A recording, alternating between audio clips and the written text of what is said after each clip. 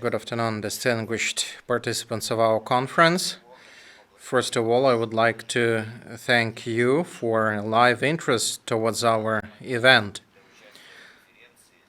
Currently, we have 369 participants registered from 42 countries.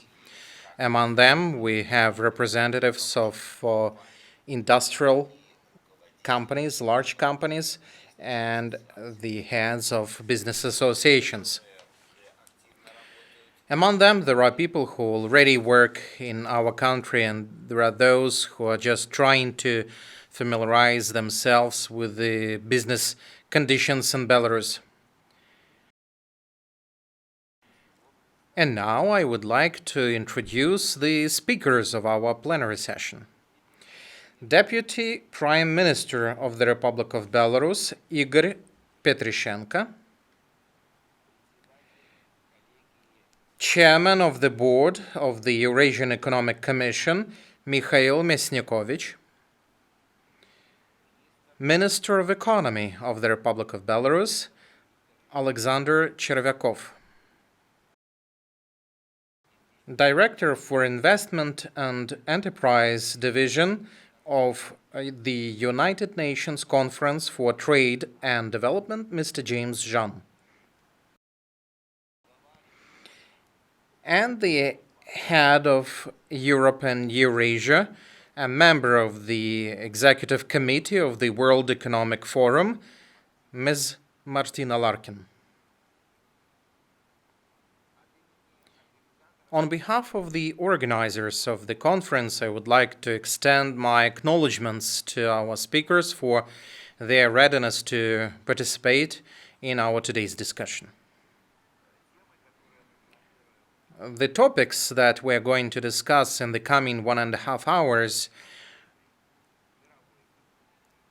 are concerning relevant issues of the global economy and investments, strategic plans for regional economic integration, competitiveness of Belarus in the era of reformatting and resetting of the global architecture and creation of the value chains. We have quite a tight schedule and limited time, so I offer you the following logistics. Speakers will have up to 10 minutes for each presentation. After the presentation, each speaker will receive one question on the topic concerned. And after all the presentations of the speakers, we will leave some time for questions and answers from the audience. In this respect, I would like to offer and suggest all the conference participants already start sending your questions to our chat room. If everything is clear, I suggest to start our conference. And now I would like to give the floor to the Deputy Prime Minister of the Republic of Belarus, Mr. I.V.Petrишенко. Igor, you have the floor. Distinguished colleagues, thank you very much for this invitation. Thank you, distinguished speakers, participants, guests of the conference. I thank you for the interest that you showed to our event, especially taking into account the season of vacations and the uncertainty of the global situation as a whole. This is another confirmation of permanent interest of capital owners all over the world to finding favorable conditions for investing in prospective projects, even under the difficult conditions like we observe nowadays. The economy entered a new stage of its development. The COVID-19 pandemic is just one of the macro factors that will define its future path. The competition for the sectors and industries is becoming more and more tight. The regional cooperation in the international production and trade is becoming more and more significant. Our country is located in a very favorable strategic point at the crossroads of several economic blocs like Eurasian Economic Union and European Union, creates a unique opportunity to strengthen the position of our country in the mechanism of generation of GVCs. Owing to the efforts of our state, at this important point, we have all the necessary resources to enter the sustainable and advanced growth. We have very developed industrial base, high scientific potential, high digitalization of the national economy, which is the good prerequisite to enter the sixth technological order. And our people are very industrious, very reliable, having high qualification, labor discipline, and inner motivation. I think that in the near future, the interest to investments in Belarus will grow fast. Our government will continue to support the projects and areas which will be demanded by the market and which will generate profit for our country. Thank you for your attention and wish you successful work and efficient results of the conference. Thank you, Igor.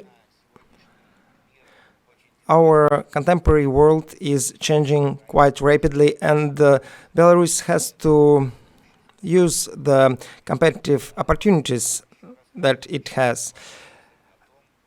I'd like to stress once again that engineers, highly qualified specialists, scientists in all areas, including the applied science, and the favorable geographical position of Belarus are the main competitive advantages of our country, which will help us in our struggle for foreign investments. Before I continue, I'd like to make one more statement. Dear participants, the organizers of the conference have prepared 2 questions for polling during the conference. You will see the first question on your screens now, and the second one we will show you a little later. So please answer to these questions, because we are really eager to know your opinion, and at the end of our meeting we will show you the results of this polling. And now I give the floor the head of the chairman of the board of the Eurasian Economic Commission, M.Мясникович. I'm really glad to greet you here at this important event. The floor is yours. Thank you very much.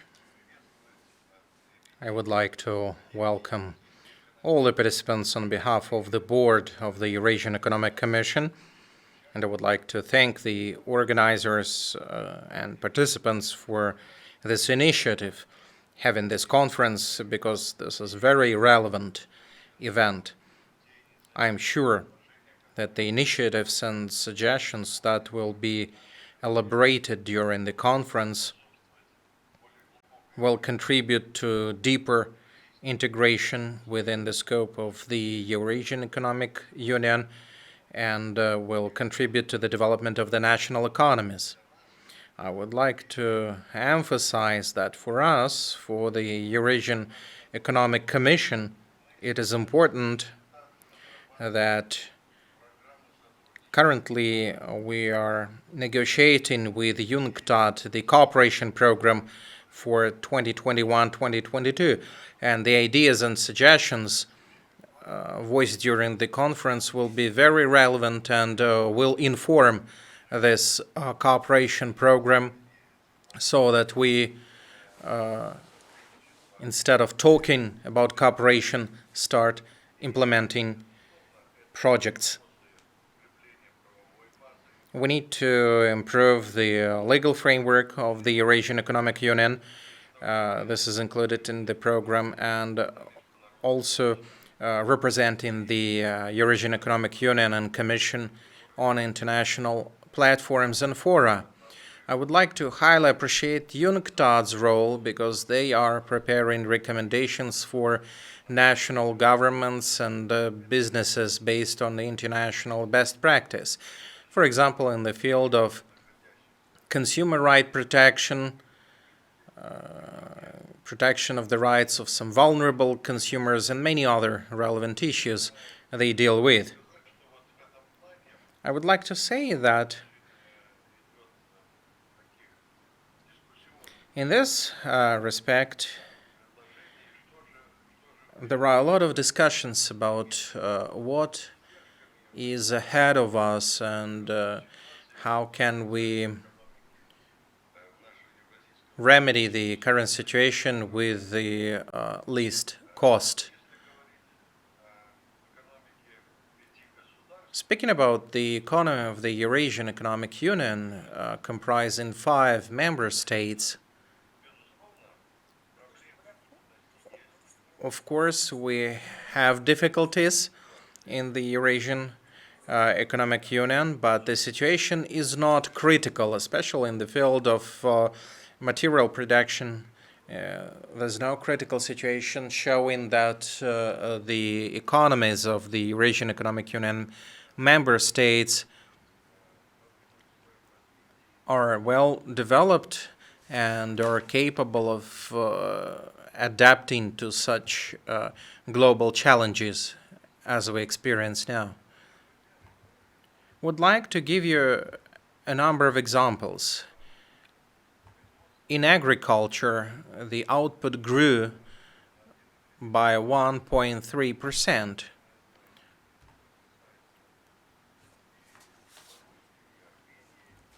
This is true about Belarus, Armenia, Kyrgyzstan,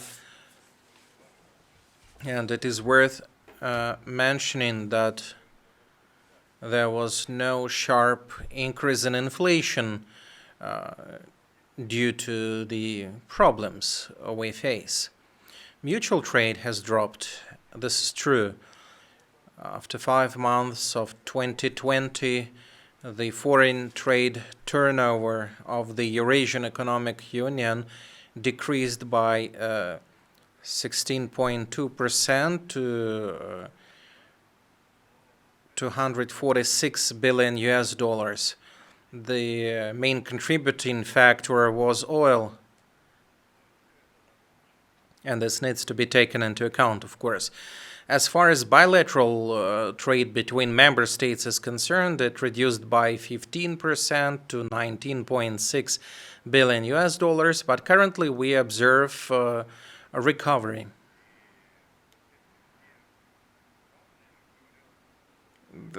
This statistics shows economic stability and reliability of the cooperation established within the framework of the Eurasian Economic Union. I'm giving this information to you because currently we see that previously the world was developing based on globalization principles, but now more and more we see more individual development and avoidance of some global approaches in economic integration. And this individual like development of the leading global economies, of some leading global economies, of course requires certain rebooting and requires some activities at the national levels and at the regional level. That's why at the Eurasian Economic Union we pay more attention not only to commodity exchange or trade in goods and services, but also we see that there's a need of investment development. There's a need in creating new, highly competitive production that would produce competitive goods in order to meet the needs of the domestic market and be interesting for our foreign partners as well. On July 17 this year, we had a meeting of the Eurasian Intergovernmental Council. At this council, we approved 2 roadmaps for the development of industry agricultural industry, and we launched a space program to create satellite constellation for Earth remote sensing. So we see that we should not be limited to what we currently have, discussing what products we sell and the barriers that we need to lift in mutual trade. We need to create new competitive advantages. That's why investment activities are even more important in this respect. Of course, these are just first and cautious steps on this way, because countries are very sensitive about the development of their national economies and observing their sovereign rights. But the synergies within the scope of the Eurasian Economic Union show that already we have a number of very interesting investment projects that might become an important milestone in integrating our countries. In this case, business will be interested in establishing transcontinental Eurasian corporations. And I think this is the future. We need to reinforce such approaches in order to develop infrastructure and implement infrastructural projects, especially in the field of transportation. For example, taking into account that the Union covers vast territories. We also need to deal with the tariff issues and customs formalities, and I fully support what the Deputy Prime Minister, Mr. Petrishenko, said, that these developments are interesting for the youth, because currently we have new high technologies, digital platforms, digital agenda, and of course this is a new trend, a new step into the future. That's why I would like to take this opportunity and would like to address UNCTAD management and all the conference participants, calling you to pay more attention to investment and innovation cooperation. Thank you, Mr. Мясникович, very much. Very interesting information you provided. And we have a very controversial picture, I would say. On the one hand, we see slowdown in GDP growth, or sometimes even GDP reduction in some member states of the Eurasian Economic Union. On the other hand, we see that some sectors are developing quite actively, like industries, agricultural sector, IT. I would like to draw your attention to the fact that compared to 2018, in the year 2019, the amount of investments from third countries to EAU countries grew 4 times. The amount of investments is far from what we desire, of course, but we observe this incredible growth. You mentioned that we are now about to create trans-Eurasian corporations. We have needs and we have capabilities of economic growth through infrastructural development.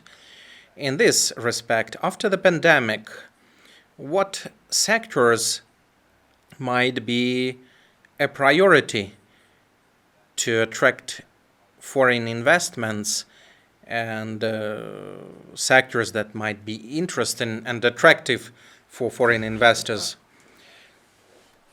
If we have a look at the current situation, the GDP of the Eurasian countries reduced by only 2%, the construction reduced slightly. As far as construction sector is concerned, in Kazakhstan and Belarus, even growth is observed in these sectors, and construction means investments. As far as agricultural sector is concerned, in 5 member states, we observed a 1.3% growth. It's a slight growth, but we need to take into account that the previous year set a high bar for us, and we had some objective reasons related to the pandemic. So, answering your interesting question, I would like to say that we are currently discussing food security. Food security is important because people's income is growing in the countries, and we need to ensure the food security of the Eurasian Economic Union at large. And here we should be self-complementing, so that we are protected in case some disruptions occur, like the COVID pandemic, for example. I hope that the pandemic is coming to an end, and there might be some other man-made challenges and disasters.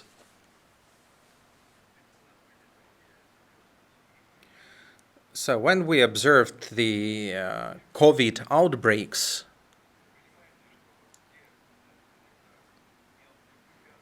the small barriers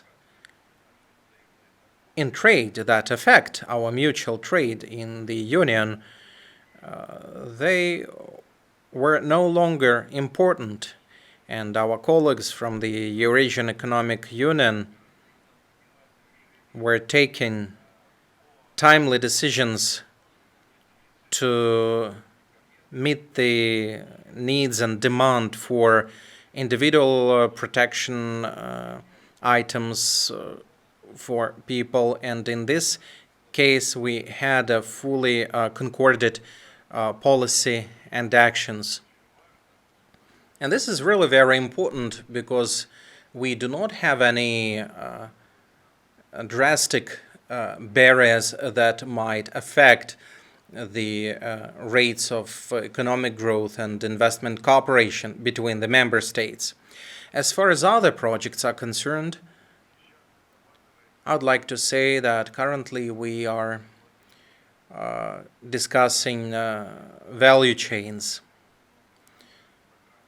Previously, national economies had import substitution programs focusing on their local capabilities. Now, we believe that localization should be taken into account regardless the country where the value added was created. And this opens up opportunities for creation of the market for Eurasian goods. And I'm glad that on July 17, during the Intergovernmental Council meeting, we agreed that the Eurasian Commission will be maintaining a list of products manufactured in Eurasian Economic Union and the plans for increasing output of such goods. And the market is quite large.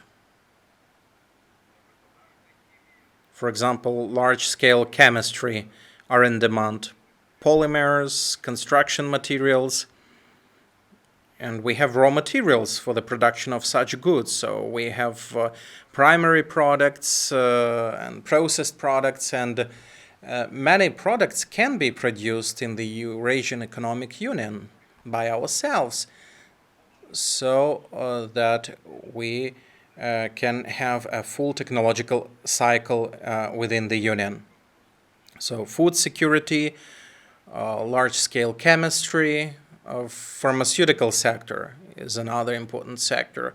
Currently, we lack local medicine on the Eurasian economic market. People are more and more concerned about their health. They need some medicine, and there's room for increasing the production of pharmaceuticals in the Eurasian Union.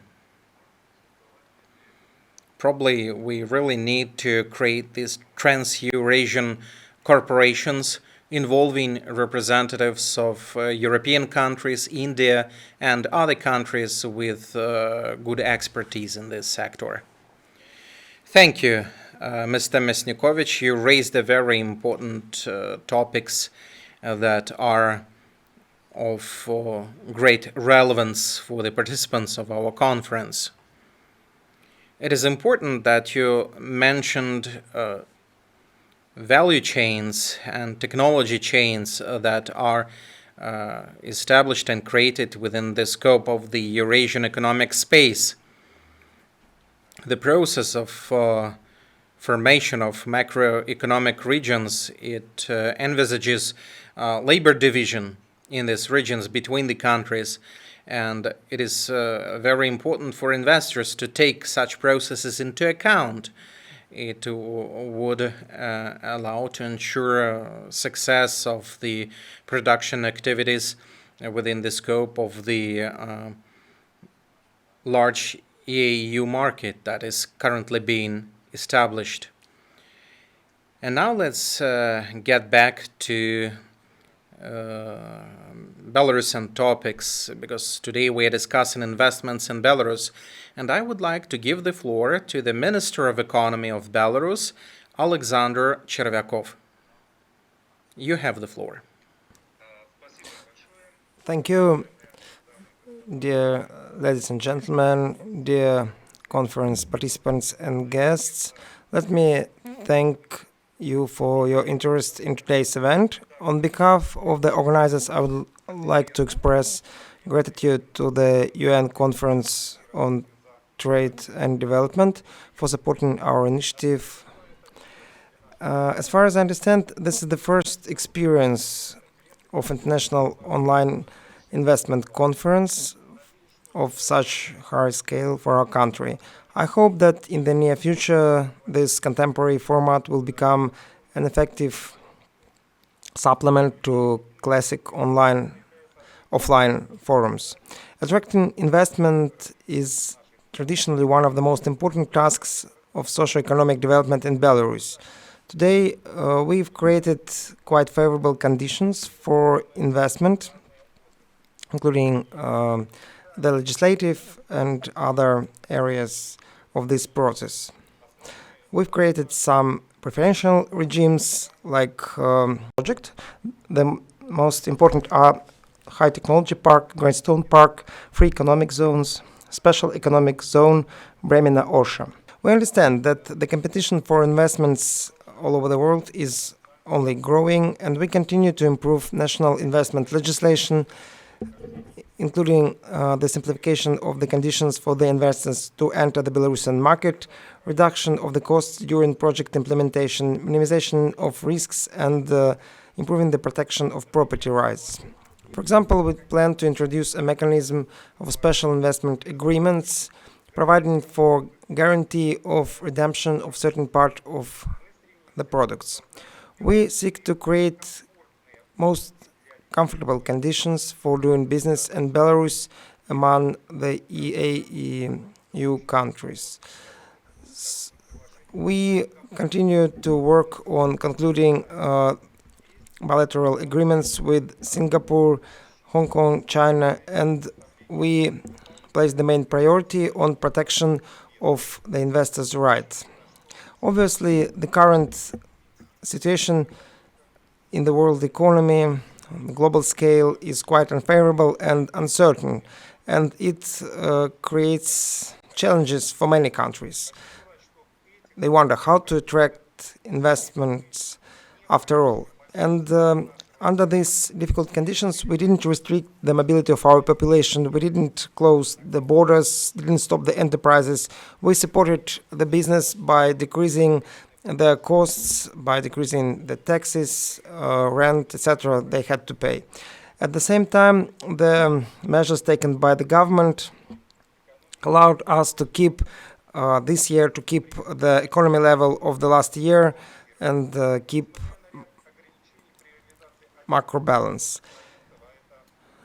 We have several investment projects which had challenges because foreign experts couldn't come to Belarus. We couldn't attract enough financing. But in general, the investment activity is the same that was in the last year.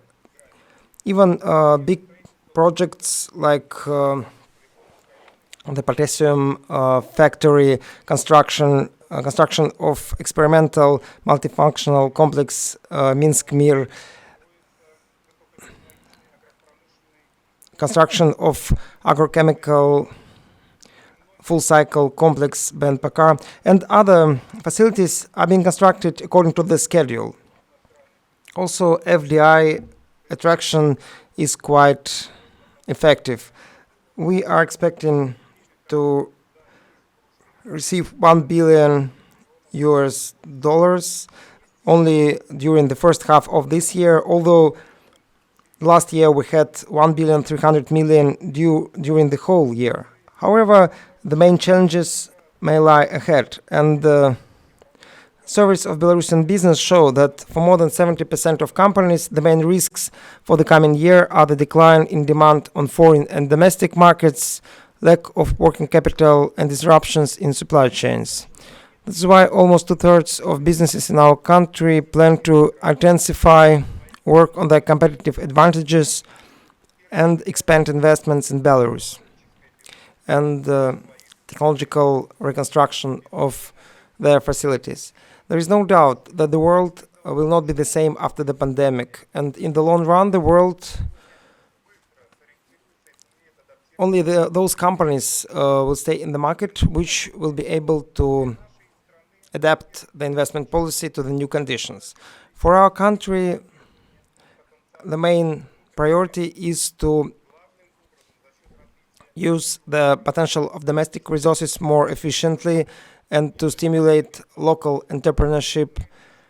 Here we have identified two key approaches that we can use. First, we focus on the targeted search for investors, taking into account the individual characteristics, specialization, and competitive advantage of each territory.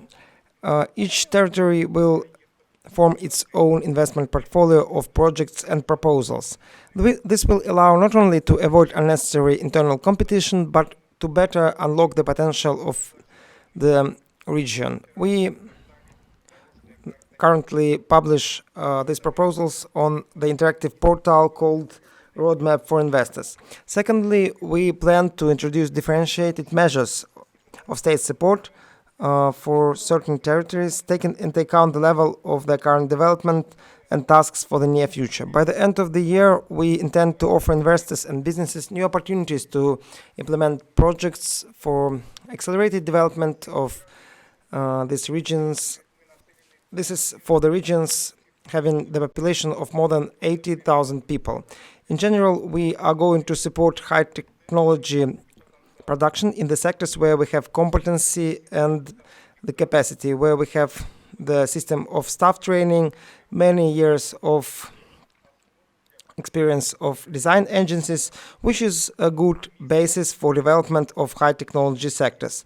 At the same time, we are interested in investing into traditional sectors to improve the competitiveness and quality of our products. So here are the most prioritized sectors of economy for Belarus for the nearest 5 years. Pharmaceuticals, optics and electronics, transport, medical devices, electronic components, and also we are going to invest in digitalization of our economy, including deployment of a 5G network, application of smart city concept, etc. So in order to accomplish all that, we have to develop scientific and research and innovative activity. The capacity of Belarusian science is huge, and we intend to commercialize our research and development and design activities. We are now working on a project to create a financial center for R&D, which will be a single platform for trading intangible assets and attracting investments to secure transactions in this platform. For example, it can be done in the form of securities placement, and we believe that in the future this initiative may become a base market for non-tangible assets trade in EAEU. Also, we are going to stimulate investment into export-oriented services, including the sector of education, healthcare, tourism, insurance, etc. We are always open to dialogue with any investors who are eager to make long-term investments into the economy of our country. We wish you all successful work, and I hope that as a result of our today's work and discussion, we'll have new opportunities and new possibilities for the investors to invest in our country and in our economy. Thank you for your attention. Thank you very much, Alexander Viktorovich. So the priority sectors for investment are clear now, and the strategy of formation of favorable investment climate in Belarus is also clear to us now. It's based on provision of taxation and other privileges, protection of investors' rights.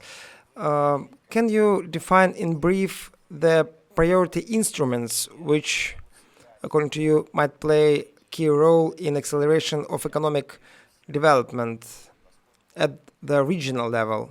As we all know that our main economic activity is concentrated either in Minsk or in region capitals. However, the capacity of other territories and settlements is not used in full.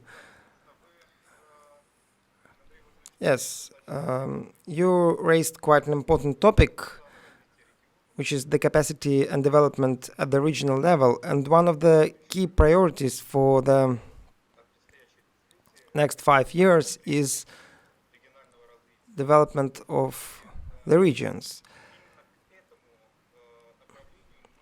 That's what we are preparing to during the last several years, and we've been implementing some pilot projects. I can mention 2 regions which we use for the project of so-called regulatory sandbox. This is the Orsha region, Orsha district, and the southeast region. So these are 2 pilot territories where we are doing this experiment. So we check which new regulations might motivate the investors, the businesses to work more efficiently. And before the end of this year, we'll finish the analysis of 2 decrees. The first on development of the Orsha district and the second on the development of the southeast region. And we'll check whether it was applied efficiently and namely separate provisions of these decrees, whether they were efficient or not. And based on the results of these projects, we'll make recommendations for the settlements with the population more than 80,000 people. So based on this analysis, I think we'll be able to increase the efficiency of the use of these 2 legislative acts and to develop the regions, improve their role in our national economy. So the next speaker is the head of the executive committee of the World Economic Forum, Ms. Martina Larkin. But before I give the floor to the next speaker, I will share the next question on the screen. Please answer it.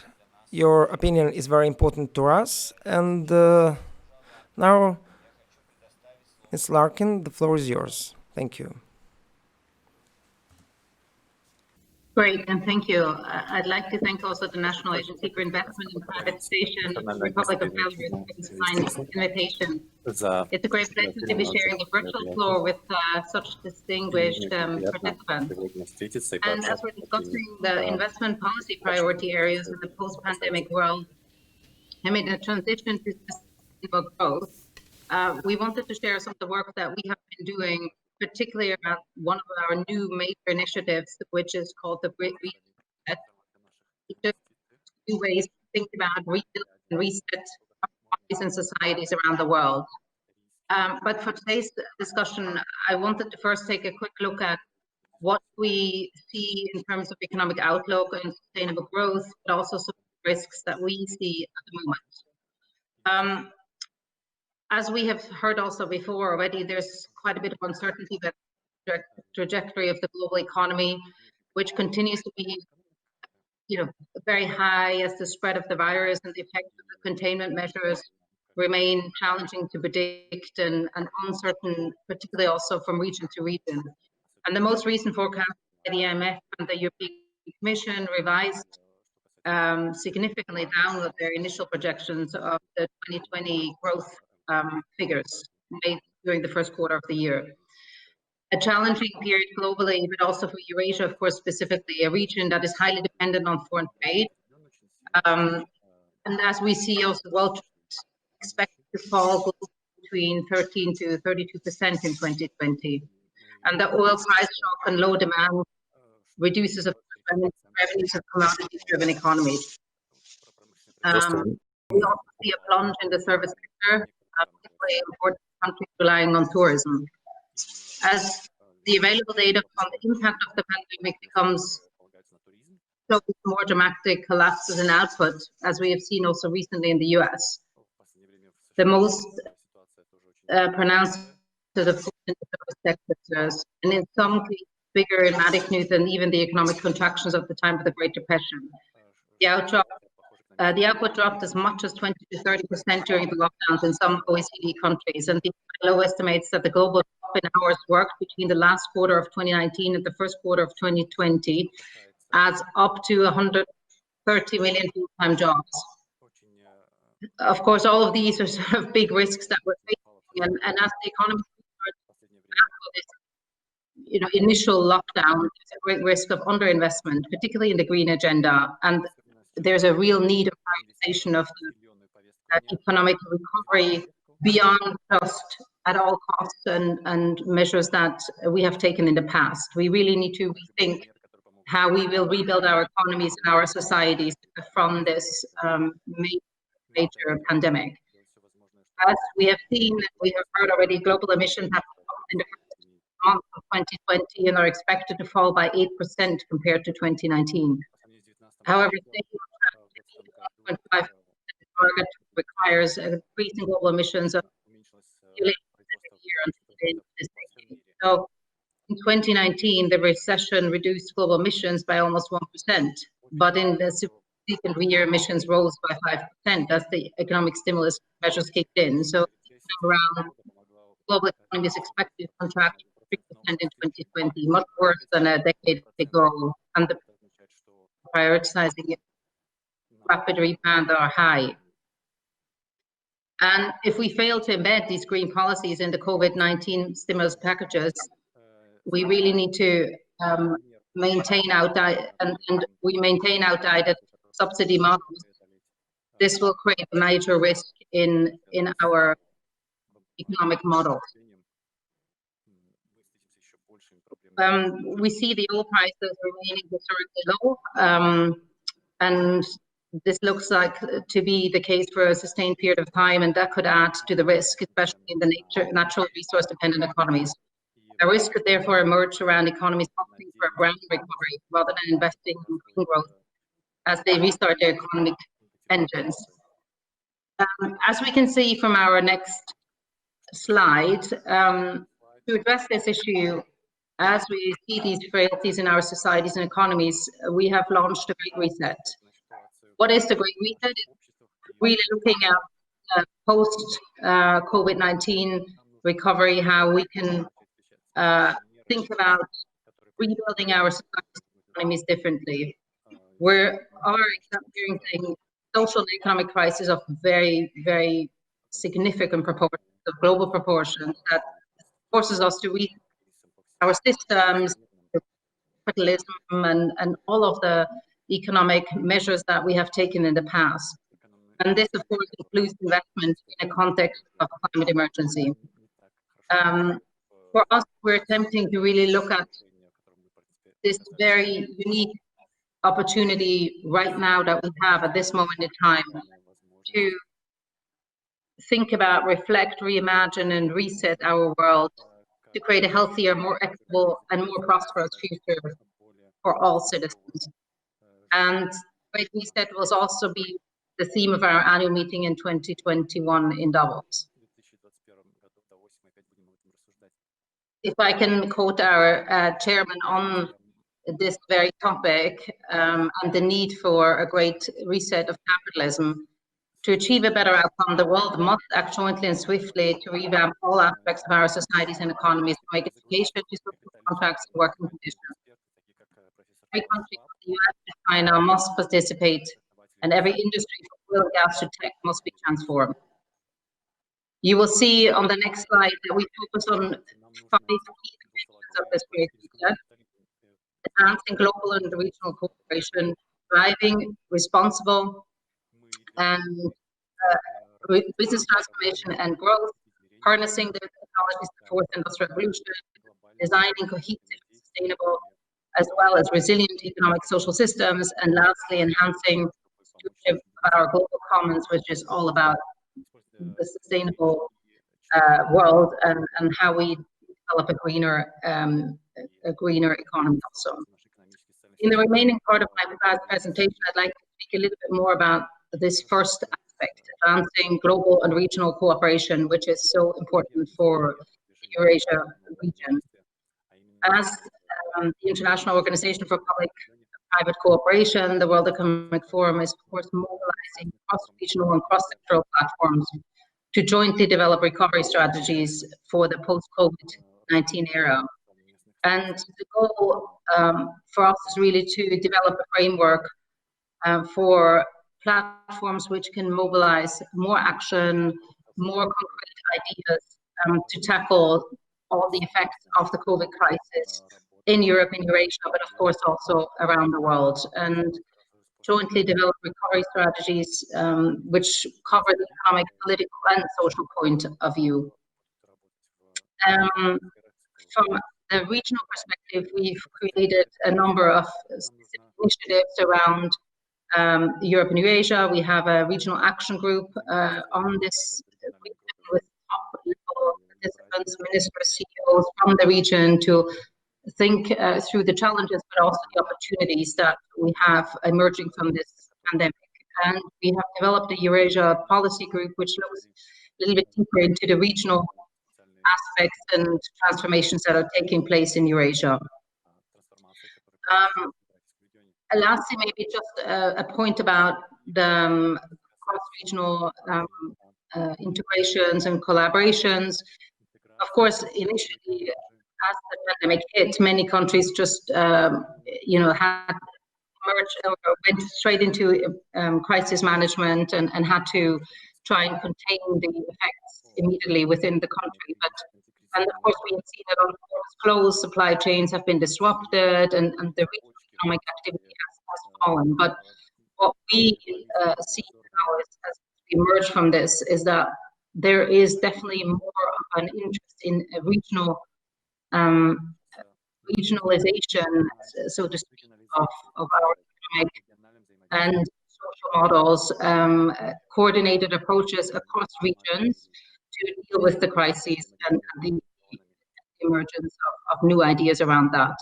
And of course, we see trans-regional collaboration reinforcing global organizations could even further strengthen their capability and capacity to act as agents and drive global action. And we have seen this across several regions, and of course the EU has put forward very ambitious goals from the Recovery Fund to the Green Deal. But also we have seen ASEAN, for example, has held video conferences that went beyond just their region. They invited partners from China, Japan, and South Korea under the ASEAN Plus 3 framework to exchange information on containment and mitigation measures and identify needs for technical support and advice. And of course, we have seen also the European Union announced its Team Europe package of more than 15 billion to support partner countries in the fight against the coronavirus pandemic and its consequences. So we see those cross-regional cooperation elements as crucial in this great reset in the fight against this pandemic and building a better future and ensure economies and societies are prosperous, sustainable, and equitable going forward. Thank you very much.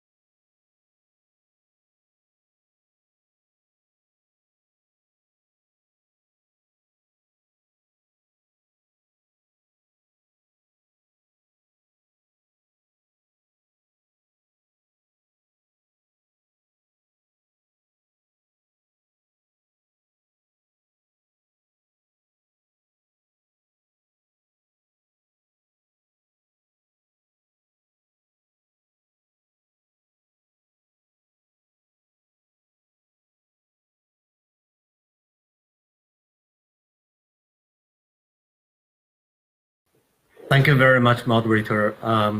Your Excellency, Deputy Prime Minister of the Republic of Belarus, Your Excellency, Chairman of the Board, Eurasian Economic Commission, Your Excellency, Minister of Economy, Republic of Belarus, distinguished guests, ladies and gentlemen, good morning. It is my honor to participate in this important event. And on behalf of UNCTAD, we wish to express our gratitude for the great cooperation between UNCTAD and the government of Belarus. For me now, I just wish to make a presentation on the World Investment Report. Now, the topic of my presentation is more on the prospects of global foreign direct investment in light of the COVID-19, and also the transformation of international production system, which is global value chain beyond the COVID pandemic. First, about the prospects. The pandemic is actually a triple shock of supply, demand, and policy. It has severe impact on global foreign direct investment and global value chain. The early indicators confirmed that the immediate impact, both new greenfield investment and cross-border acquisitions dropped by more than 50% for the first 5 months of 2020. This compared with the previous year. And global project finance, which is an important source of FDI, is also significantly declined. The new deals fell, for example, by more than 40% in the first half of this year. So the project alerts of multinational enterprises are an early warning sign. And where we have done a survey of top 5,000 multinationals worldwide, and the result has shown that most of the companies have revised their earnings downward by, on average, 37%, and that's really significant. The lower profits will hurt reinvested earnings, which accounted for more than 50% of the global FDI. The next slide. So according to our UNCTAD forecast, global foreign direct investment will likely decrease by up to 40% this year, that is 2020, from their 2019 value of $1.5 trillion. This will bring FDI below $1 trillion for the first time since 2005. Global FDI is projected to decline by a further 5 to 10% in 2021. A gradual rebound of global FDI would probably start in 2022. It would show a kind of U shape of recovery, a very slow recovery, and this is unlike the forecasts for global GDP and trade, which are projected by many organizations to have a V shape of recovery next year, probably. Overall, the outlook is highly uncertain. Prospects depend on the duration of the global crisis and effectiveness of the policy response. Geopolitical conflicts, financial risks, and the trade tensions add to the uncertainty. The next slide, please. The impact is severe everywhere, but it varies. But it varies by regions. The FDI flows to developing economies are projected to decrease by 30 to 45%, while 25 to 40% in developed economies. For transition economies, there's also drastic decline we expected for FDI inflows into the sub-region. The next slide, please. And this graph shows the decline for transition economies already happening for the first half of this year. So the decline is close to 40% of the total. Next slide, please.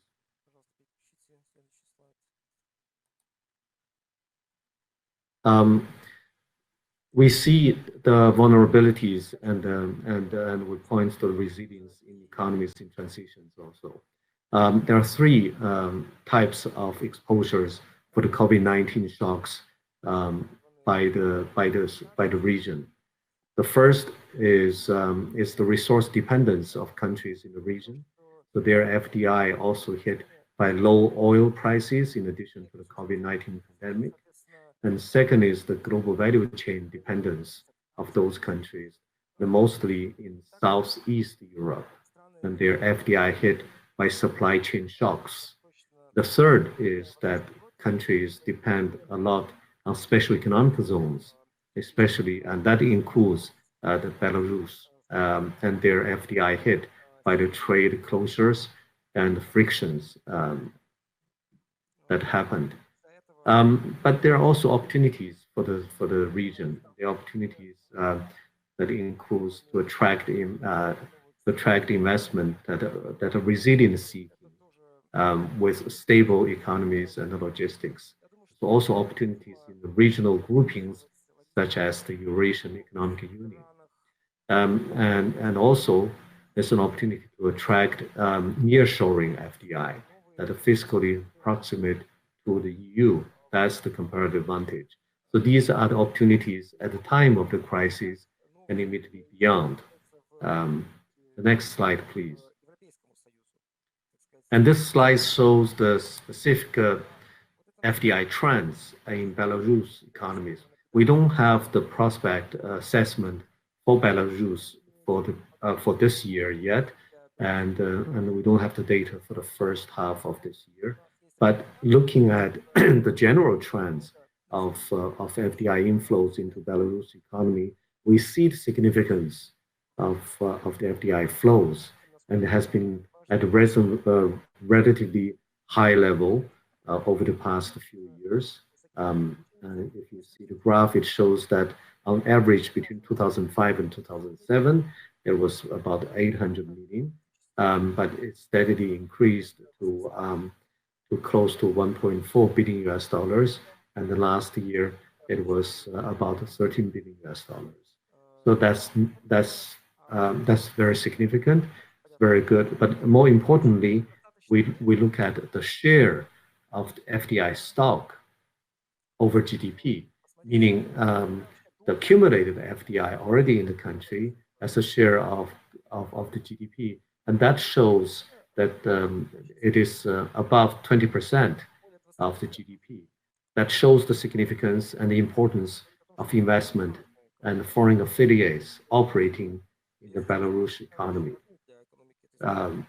So this is what we assessed. Now let me move to a longer-term trends of global investment, global value chain, and impact through its transformation. The next slide, please.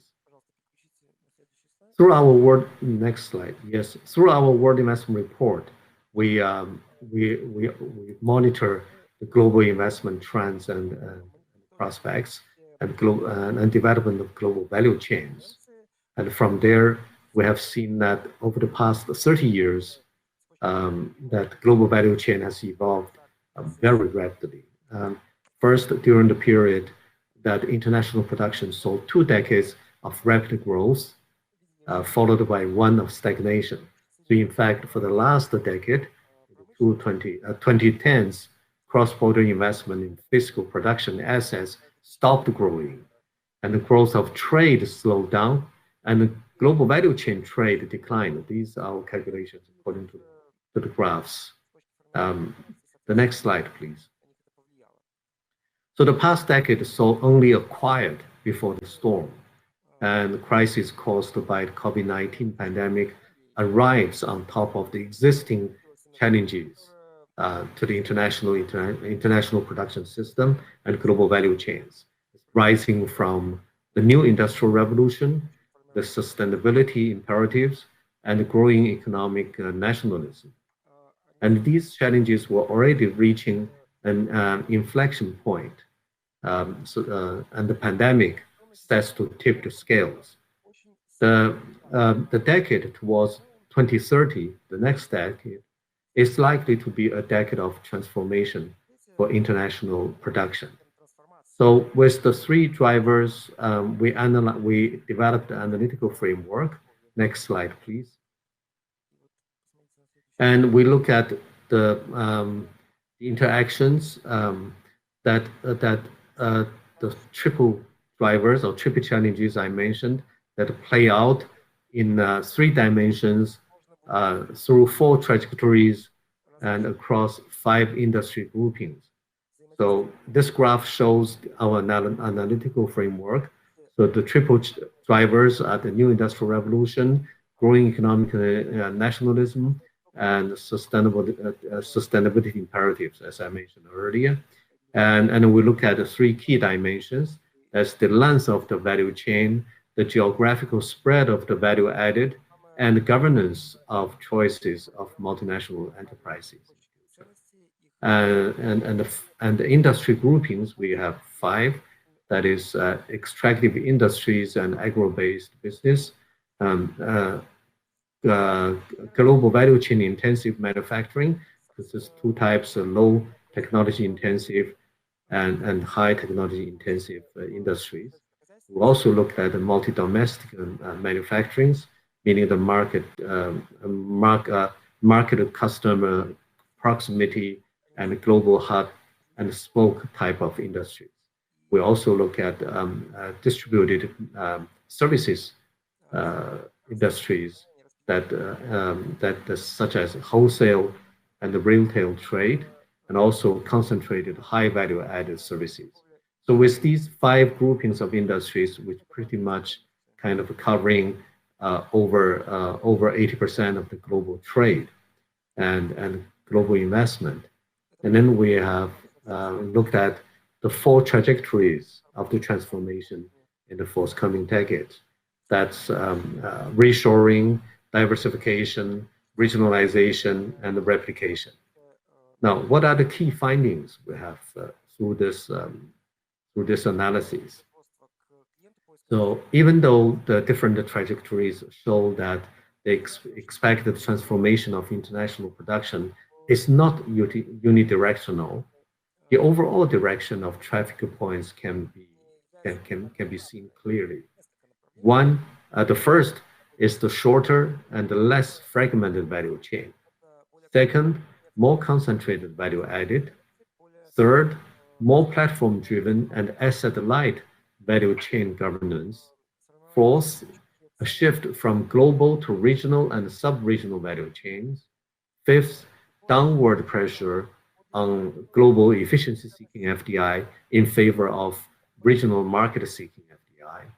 Sixth, downward pressure on global trade in intermediary goods, less on trade in final products. Seventh, a shift in some industries from large-scale investment to smaller-scale distributed manufacturing. Eighth, continued growth and fragmentation in service value chains. Ninth, resilience and the national security concerns as key drivers of global value chain diversification. And the 10th, the shift from value chain investment to cross-border investment in infrastructure, domestic services, and a green and a blue economies driven by the sustainability imperatives. So these are the key findings. What are the policy implications then? The policy implications is that there will be a kind of movement towards a new global value chain development path. There's a need for paradigm shift in investment promotion and investment regulatory frameworks. So the policymakers need to prepare for the challenges that transformation of international production will bring and be ready to capture the opportunities. Next slide, please. Next slide. Yes, and we highlight the challenges, opportunities. Basically, the challenges include the increase the divestment, relocation, and investment diversion, and the shrinking pool of efficiency-seeking investment, implying tougher competition for FDI.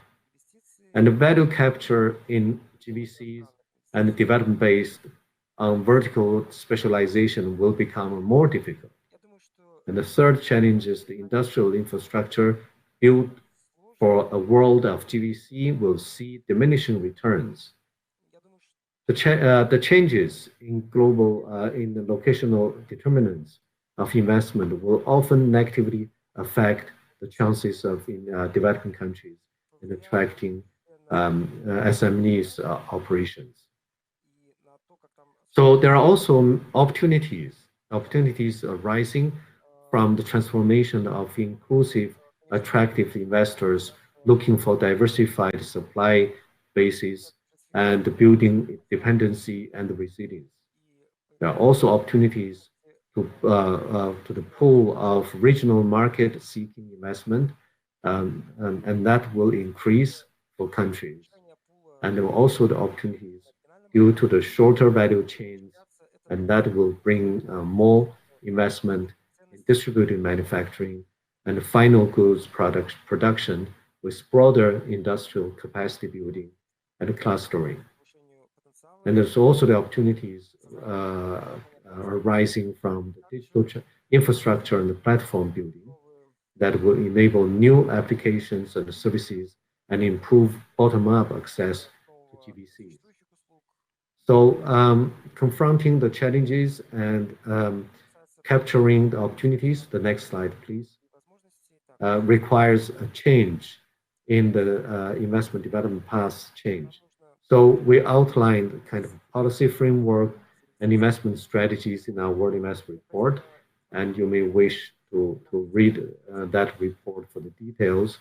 And here I have to say that countries, and particularly the government and the leaders, should have a kind of new thinking, a kind of a shifting of the investment development path from a focus on export-oriented efficiency-seeking investment in the narrowly specified GVC segments to a kind of broader export-oriented strategy that plus investment in production for regional markets and plus investment in broader industrial base.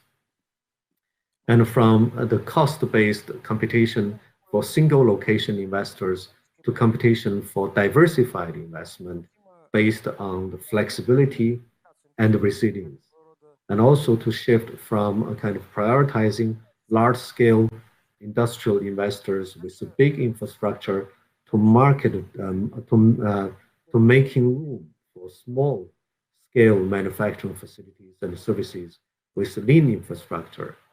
So overall, we need a new development promotion strategies. We need to balance towards kind of a growth based on domestic and regional demands and on services, as well as green and blue economies. Thank you very much. Thank you, Mr. Zhang. You have touched upon a lot of important processes which really affect fundamentally both the flows of FDIs and the nature and also the sectors they are aimed at. And I'd like to express the opinion that the pandemic became a catalyzer of many processes which have both economic and technological content. You've mentioned those. I will name two of them. First, very important technological shifts which are observed now, and we'll see more and more of that in the nearest decades. And also we have to admit a negative trend, which is increasing protectionism and new barriers emerging in the global trade. As I see, it leads to shortening of production chains and GVCs. And I think these issues been discussed during the plenary session today. I mean that the world is shifting from the global processes to regional processes. It doesn't matter who owns the product, and it doesn't matter who has designed the product. The most important is that it's produced in a specific region close to the consumer of this product. I think that this is really the issue of fundamental change of the scheme and structure of investment activity and investment flows. And in this regard, I'd like you to say some words what Belarus has to do in the area of FDI attraction and in the legislative and regulatory area during the next 3-5 years to keep the attractiveness of our country for investments. Thank you very much, distinguished moderator. Thank you for your question. I think I would answer your questions into with 2 points. One is about the importance of regional collaboration, and the second point is relates to Belarus new investment promotion strategies.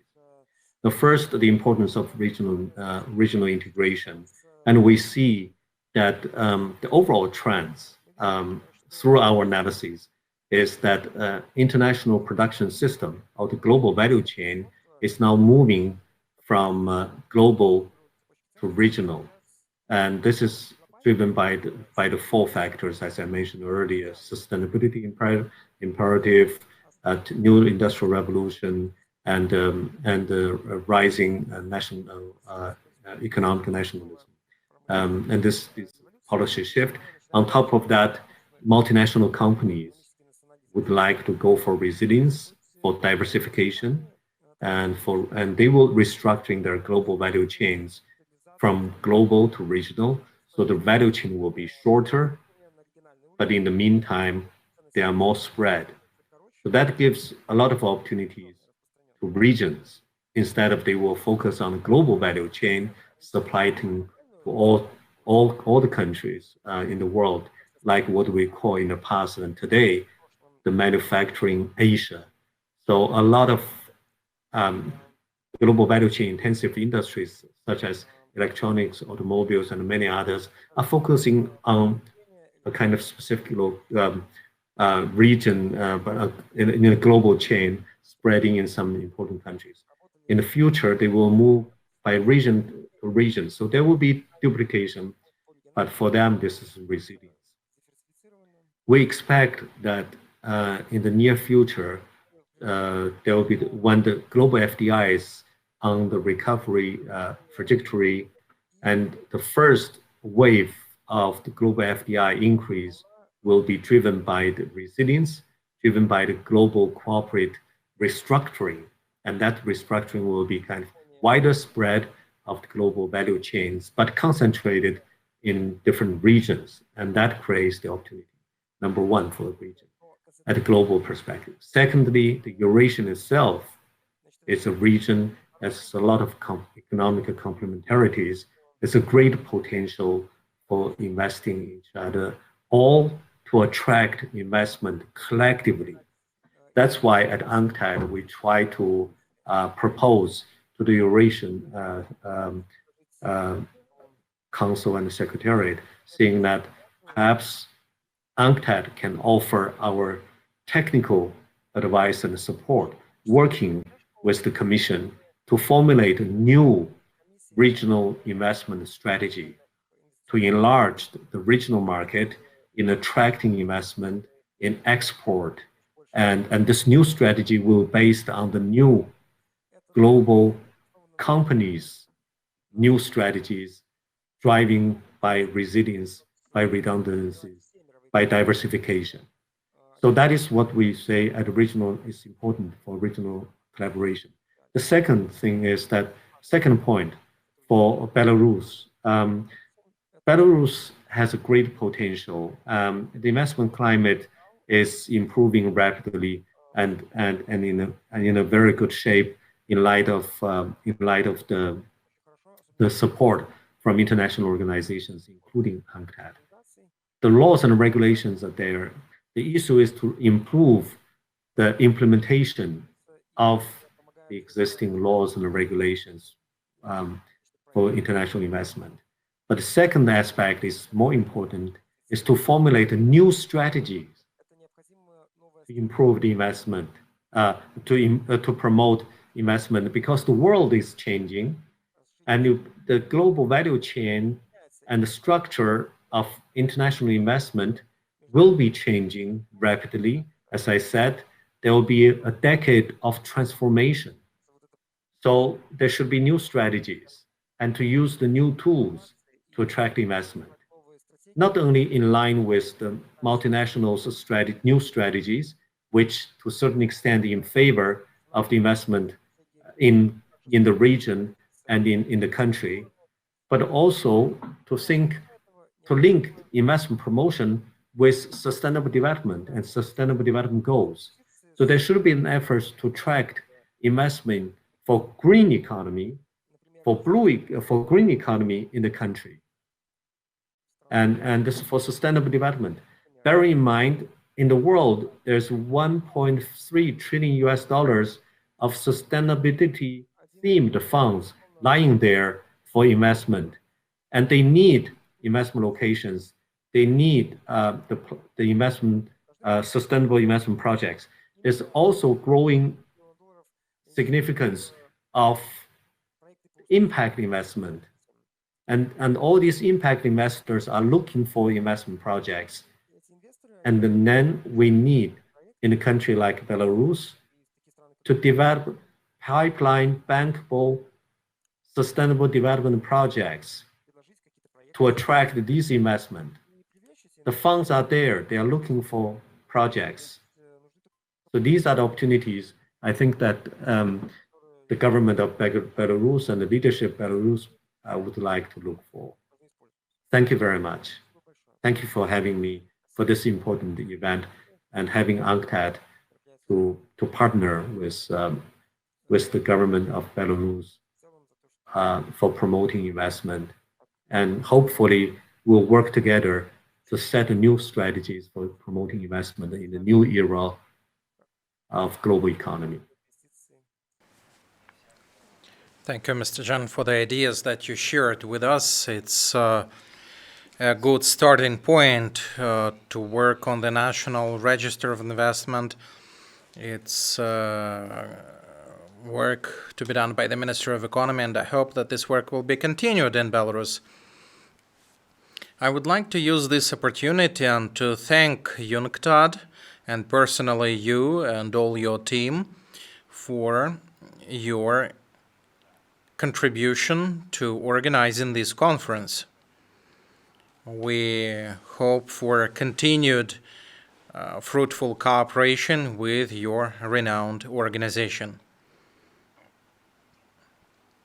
And now we exhausted our agenda. All the speakers made their presentations. A lot of new ideas were shared today on the global economic problems. There were ideas about investment agenda, ideas about tendencies in direct foreign investments. Of course, many of these issues are to be discussed in more detail, but the scale of our plenary session does not allow us to dig deeper into details. But probably this is the essence of the conference. The conference should give you some food for thought and stimulate participants to continue their work on analyzing these issues and matters. In this respect, I would like to thank all the speakers for participating in our plenary session. And now let's get down to questions that we receive from the conference participants. The majority of questions are very applicable, so to say, very practical. It is good, on the one hand, because we will be able to prepare the answers for these questions and send it back to those people who asked the questions, because I hope these answers will help them in their practical work. There's no sense in asking these questions to our speakers. Now I would like to draw your attention to the poll that we had during this conference, the two questions that we asked. The first question: what measures of state support to business you believe are more efficient to overcome the economic impact of the pandemic? So, of course, direct financial support is the leader in terms of answers. In Belarus, we implement a number of measures, of course, within the scope of our capabilities, to support investors and to support the most affected sectors. I think that we need to pay attention to simplifying administrative procedures and reducing their number. I am sure that in Belarus we can make additional progress in this sphere in order to make investment climate in the country more attractive. The second question, we were asking about investments in Belarus and which export markets would be a priority. The answers are as follows. They are quite interesting, and the answers probably reflect the geo-economic position of our country that Deputy Prime Minister Mr. Petrishenko mentioned, because our country is located between two large economic regions. We are part of the Eurasian economic region. Nevertheless, we have very stable and well-developed linkages with the European Union. And we see that the companies working in Belarus, they target not only Eurasian sales markets, but also EU sales markets. And entire world is still very important for our companies. Probably this is due to good transportation infrastructure of the Republic of Belarus and two largest international transportation corridors that are passing through our country. In any case, we're thankful for your answers. These materials will give us food for thought, not only for our National Agency for Investments and Privatization, but also for the Ministry of Economy of Belarus. So, our plenary session is coming to an end.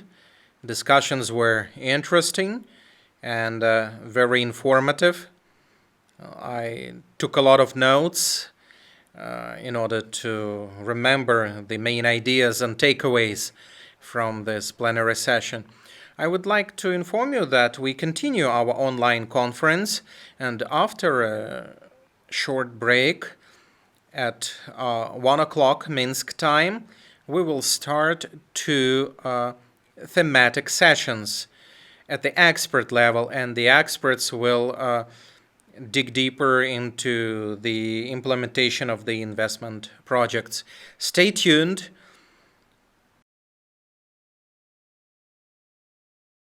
Ask questions, and I'm sure that it will be interesting.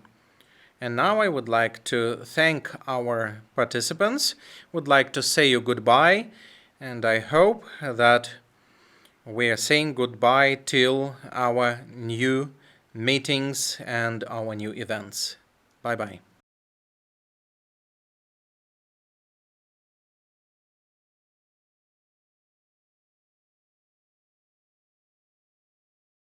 Okay, let's start. Good afternoon. My name is Viktor Prokopenya. I'm a Belarusian entrepreneur and venture capitalist, and I will be the moderator of today's panel. Today we have a lot of interesting representatives of investment businesses and environment. And I'd like everyone to introduce themselves and to tell in brief about the investment climate in Belarus as compared to other countries where you work. So, Evgeny, the floor is yours. I have to speak now, right? My name is Cherniak Evgeny. I represent Global Spirits Company. We work in more than 50 markets. Our area is distribution.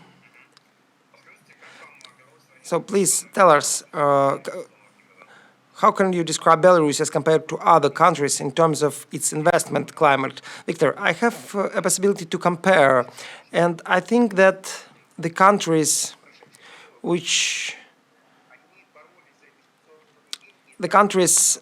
countries been fighting for the investment money, and the private companies are having even more intensive fight. And Belarus is leading in this race, although we cannot see it in the average market values, but the quantity of messages and statements related to the COVID-19 in social media is quite huge, because Belarus chose a very unique way to cope with the crisis, and it increased the investment attractiveness of Belarus highly. So our company was established in Belarus. This is our basic market. And Ukraine, unfortunately, I can't say that Ukraine chose the best way to cope with quarantine. I think the economy was affected greatly by this quarantine, and I think that SME were the main victim of these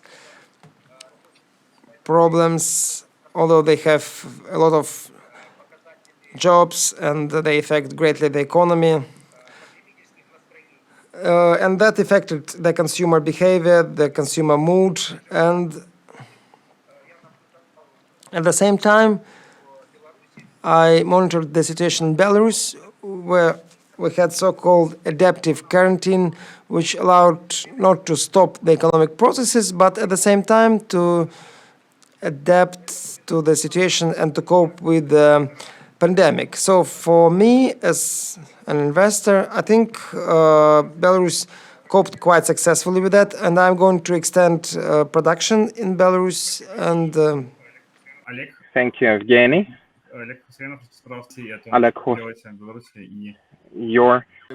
My name is Oleg Husayanov. I am representative of Zuber Capital Company. We are an investment fund that invests mainly into companies related to Belarus.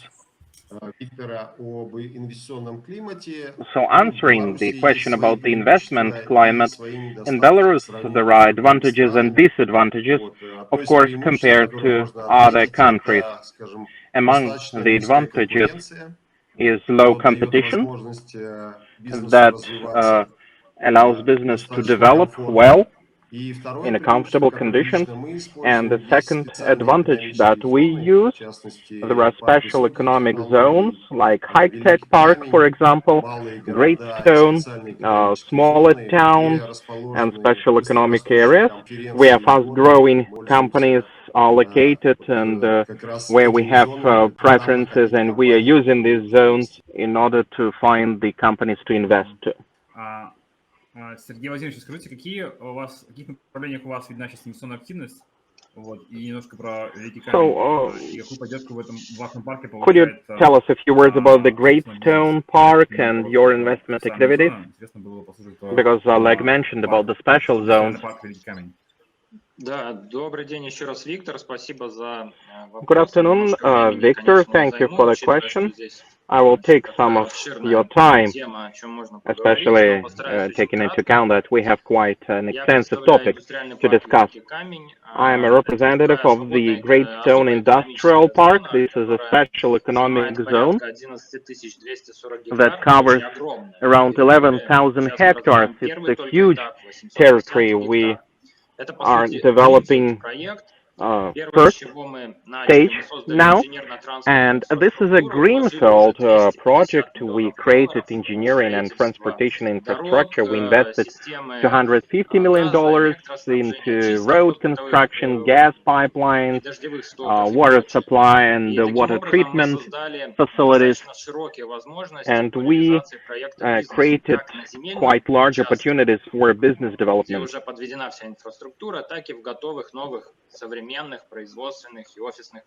These are modern office premises and production facilities, and we have 95,000 of such premises and facilities available.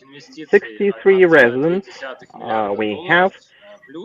1.2 billion is the announced investment. The investors are from 14 countries of the world that are participating in the capital, in the equity of this residence. China, Germany, United States, Belarus, and 70% in our portfolio are production companies. They work in pharmaceuticals, in electronics, in mechanical engineering, new materials, and we also have residents that do research and that do projects in the services sector. Now a few words about the pandemic. The pandemic considerably affected the investment activities of current investors and potential investors. The border closure contributed to this. In January, 30 companies were planning to invest into our park in 2020. So many of these companies, they have put their projects on a pause. We registered 8 companies this year, and I believe that by the end of the year, 7 more companies will be registered in Great Stone, and this will be a very good result. So the promotion of the park itself became difficult. You know, in 2019, our site was visited by 497 delegations, several thousand people all in all. This year, the delegation visiting rate reduced 5-fold, and we tried to offset this by different online events, trying technical means and marketing innovations online.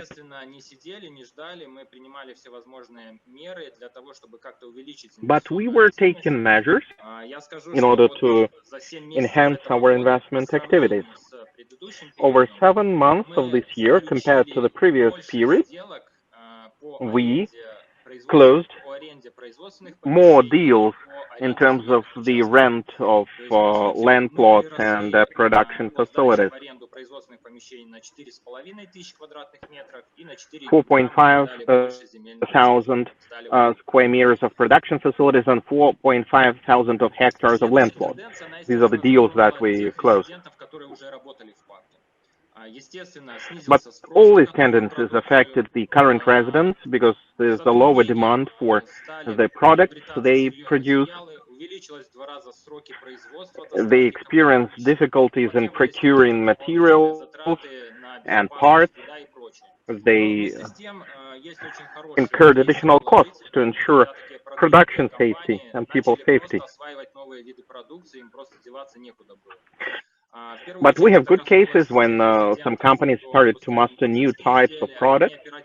So particularly residents of the park who produce medical products, they started to produce face masks with filters, with antibacterial filters. They started to produce plastic shields for doctors, etc. There's one more tendency in the park.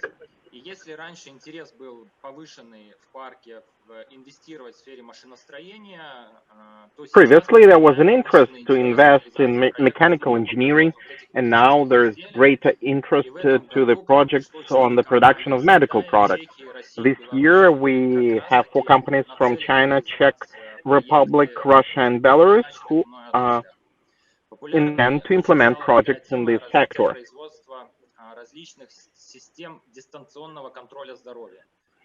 Distance health control systems are a tendency.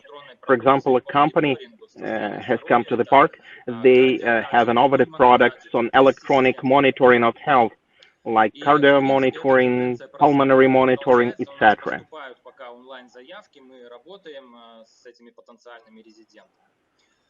And we receive online requests, and we work with these potential residents of the park. Пандемийный период, и я думаю, что в постковидный период тоже продолжится, это производство электротранспорта и все, что с этим связано. So production of electric vehicles is another tendency during this pandemic, and I think it will continue after the pandemic. We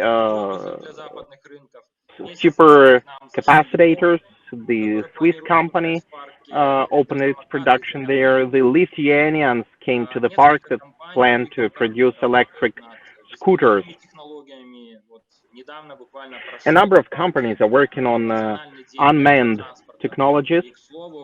So the National Electric Vehicle Day was held in the park, and we presented a bus that is using unmanned technologies.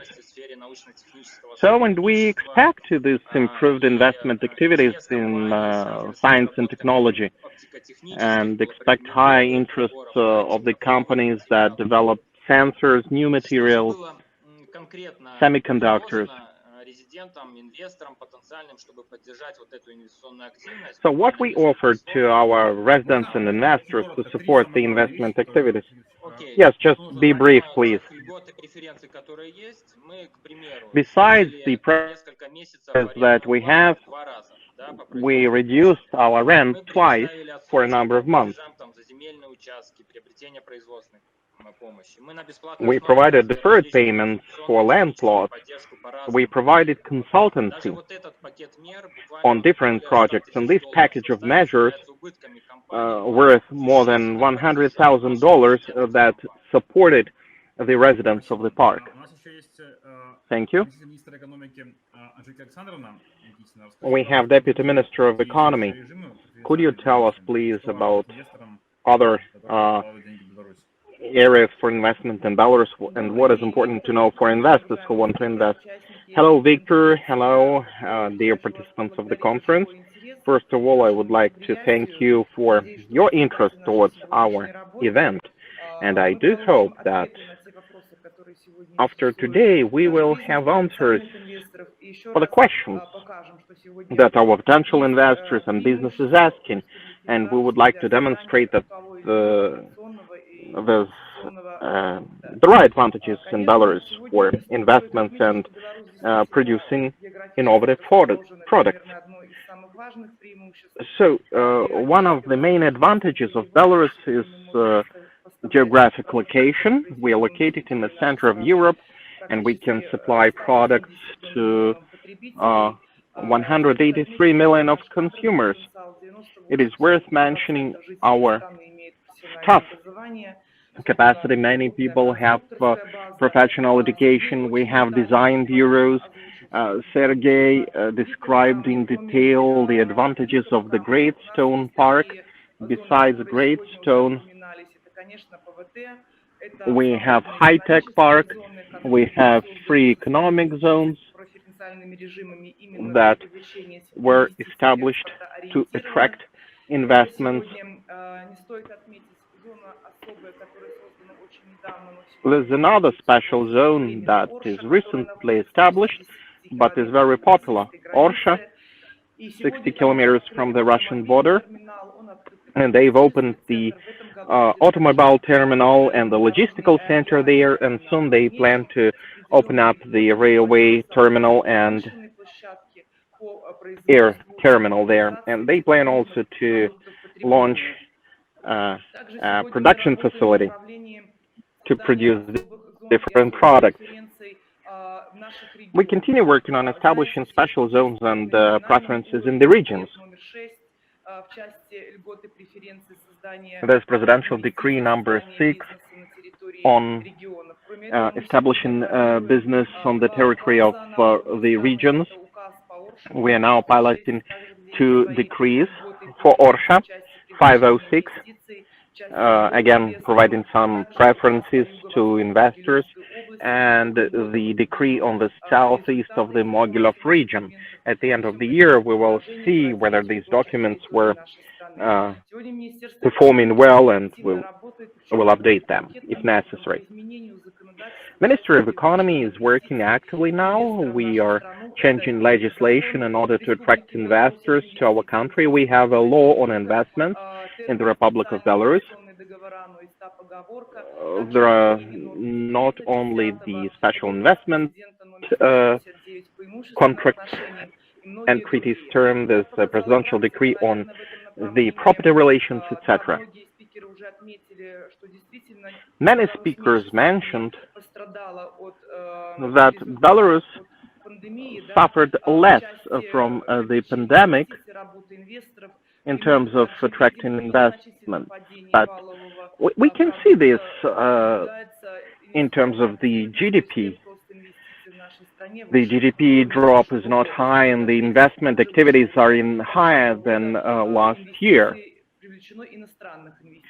And we attracted even more foreign investments this year compared to the last year. So we do see where we have needs. We do see the areas and the avenues where we need to work to create effective products and channel our investments for producing high-tech and high-quality products. We have Olga Sherbina here, head of IFC in Belarus, and she will tell us about the IFC activities and what private companies can get when cooperating with IFC. Thank you, Victor. I'm a representative of the International Finance Corporation in Belarus. We are fully focused on the private sector. In Belarus, we work since 1992, and over the recent 15 years, we implemented more than 50 investment projects for the total amount $850 million. So we asked whether it is a lot or not, but we believe that this is a good indicator for Belarus, but of course we wanted to have more projects. I would like to show the dynamics of our role here in Belarus. When we started our work in Belarus, the main purpose of IFC was to support the newly born private sector that was created from scratch. because we didn't have any large-scale privatization in the country. That's why our projects in 1990s and early 2000s were focused on supporting new enterprises, SMEs. We were providing credit lines through 5 or 6 Belarusian banks so that small business can grow. We were supporting the small-scale privatization in the regions. We participated in the creation of the legal framework. From early 2000s to 2015, we could see that there are projects in the private sector, quite interesting and sustainable projects that have high capacity. And we were financing projects with the participation of the private sector. Retail sector, for example, at that time, there was a need in commercial real estate projects, warehouses, and residential housing. We were financing projects together with a 100 company.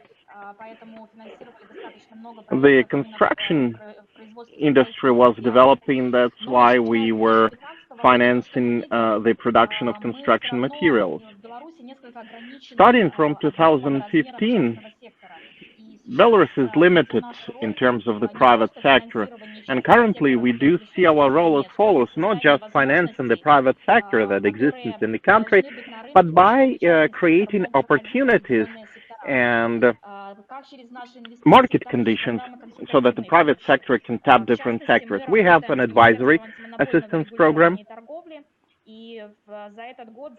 We work with the Ministry of Anti-Monopoly Regulation, and we finished the preparation of the competition development program in Belarus, because the situation is different in different sectors. But in some sectors, there's a lack of equal opportunities for public and private enterprises, or there are some entry barriers for the private sector, and lack of competition. Many embassies and investors believe that this is one of the main barriers. So currently it is our priority, and we would like to see in the near future relieving these barriers in the sectors and liberalizing these sectors so that local and foreign investors could enter new sectors where private business is not represented or underrepresented. We work with the Minister of Economy of Belarus a lot. Our work is aimed at improving the business climate. We provide our comments and recommendations to improve the investment legislation, and we work a lot on the business environment in order to improve business environment for business. It's regulatory impact assessment, for example, or digitalization of the administrative procedures. Speaking about pandemic, we being a development institution, we do see, if we have a look at the pandemic cycle from the business viewpoint, the first 2 stages have been passed. Now we are at the recovery stage that directly depends on the first 2 stages of the pandemic. Currently, we create the foundation for future growth, for future investment development, so it's an important stage now for the business. IFC has allocated a lot of funds. We have a lot of global programs to support business. Our priorities in Belarus are as follows: supporting the existing business that suffered from coronavirus, mainly SMEs. The board of directors approved a number of projects. In July, they approved a $25 million project implemented together with Prior Bank in Belarus. This project is aimed at providing financing to SMEs. This is a working capital financing or for means of restructuring. So we are aimed at supporting the business that survived, so that business can keep jobs and continues to develop. Second area, this is creating the foundation for further development. For example, on July 29, the Board of Directors approved the Global Healthcare Program that extends for current and new clients of IFC, and we will support projects in the field of healthcare. Projects related to production of medical equipment, production of materials for healthcare. These companies can apply to us and we can consider these projects and provide term investment financing. So from my side, would be glad to answer your questions.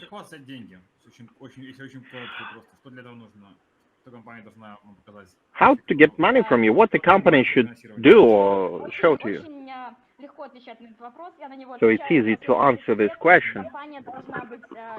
The company should be private. The company should exist for 2-3 years on the market. The company should not operate in the sectors of gambling, arms, alcohol, or tobacco. This company should be quite sustainable in terms of financial resilience, and this company should have a development plan in the sector. We do financial due diligence, and the process takes around 6 months. The amounts that we provide in Belarus, we would like to support larger projects, because Belarus is an upper middle income country. So $10–15 million, this is the starting point. It's a big limitation for me, again, because it limits the number of projects that we can support, and we can consider tools of support. It might be lending. We might become part of the act, or we can, it might be profit participation or investment loans, etc., different kinds of instruments. Yeah. No, not so many companies in Belarus now we have that can get. So we have also here a representative of EBRD in Belarus. Could you please tell us about your operations and how can we get money for Belarusian projects? I'm Marina Petrov. I'm the head of EBRD office in Belarus. Many of you heard about what we do. The total level of support is 3 billion euros since the opening of our office in Belarus.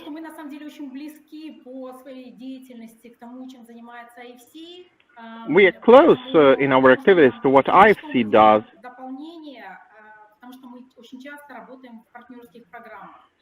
We very often work with the partner programs, and we directly support small business. We cooperate and work with the small business through the EU-supported programs, and we also provide direct financing, and we provide direct financing from EBRD or financing through Belarusian banks. As far as consultancy is concerned, more than 50 companies received consultancy assistance this year. These services are provided for them to improve their business. During the pandemic, it was important to respond very fast so that companies could regroup themselves and respond to the challenges.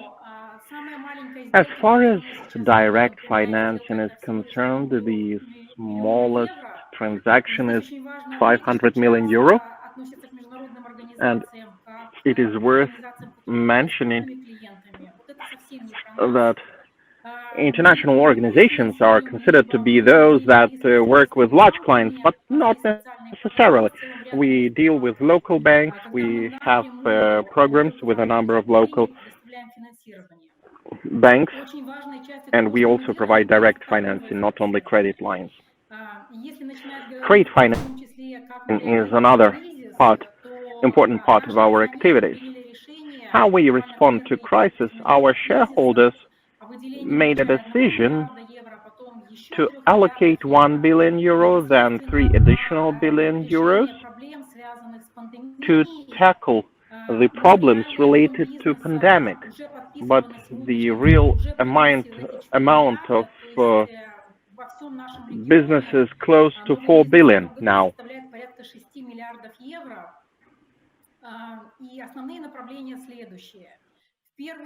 And we work in the following directions.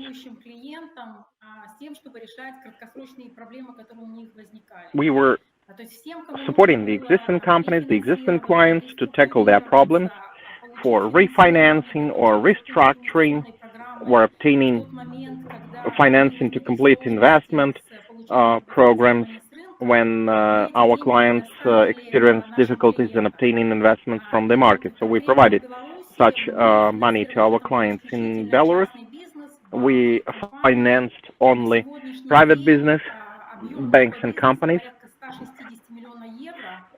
and the amount of is 160 million euro. It's the largest amount historically in Belarus. So second part is trade financing.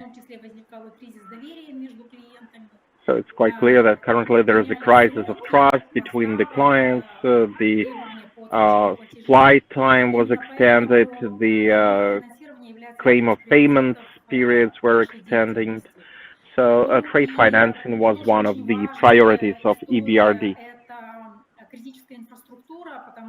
Critical infrastructure is another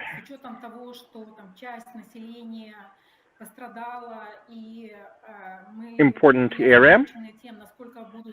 People suffered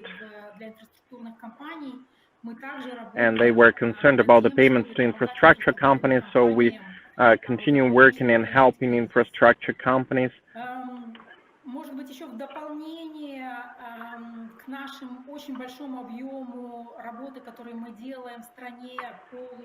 In addition to the works that we do on improvement of the investment climate in the country, I would like to outline some other areas where we operate.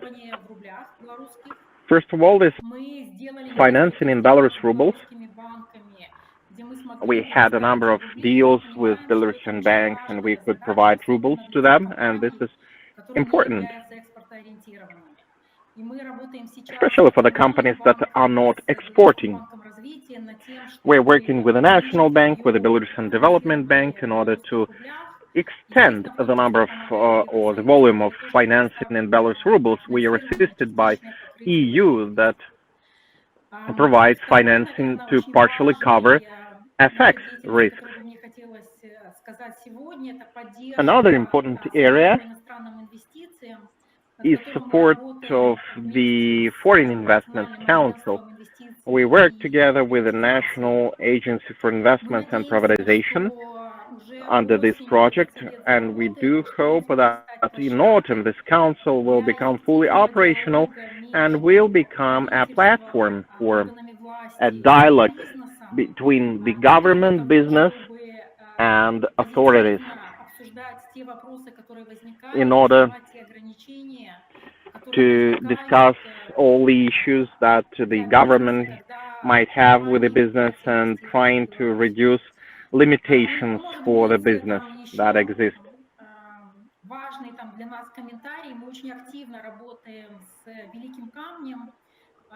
We also work with the Great Stone Park.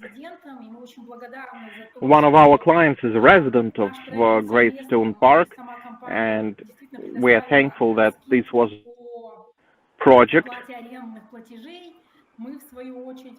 and we're glad that the Great Stone Park Management Company provided discounts for rent, and we hope that our client will pass through this crisis more or less okay. And currently we also have a number of clients who plan to invest into the Great Stone, and we hope for future fruitful cooperation with you. Thank you. Thank you. What problems do you have in Belarus, and what opportunities do you have here? So, any markets, at any markets you can experience problems. The problems might be different. Of course, stable situation in the country is very good for investors, but on a global scale we have very positive attitude, and the majority of problems with the government we can resolve. Sometimes investors complain that some decisions take a long time to take, but this is very important for investors to have decisions made very quickly. So we'll continue working on easing the registration procedure.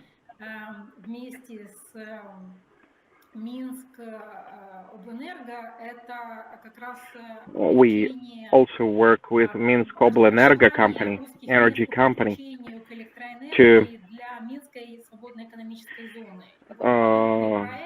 tackle the bottlenecks and electricity connections for the Minsk Free Trade Zone.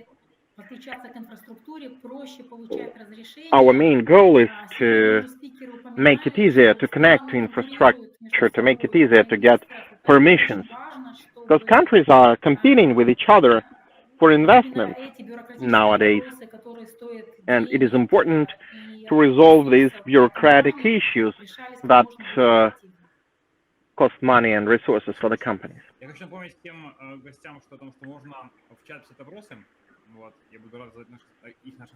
All our guests can ask questions in the chat room. In general, it is interesting that large FIs are investing money in Belarus. And your final ER is positive in Belarus. So last year we had the record high volume of business. This year we have the same ambitious plan.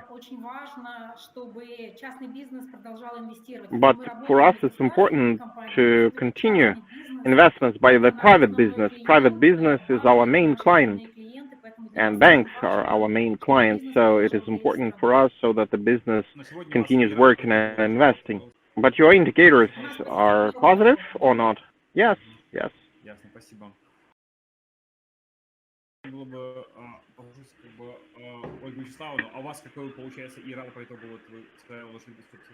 Olga, what is your IRR?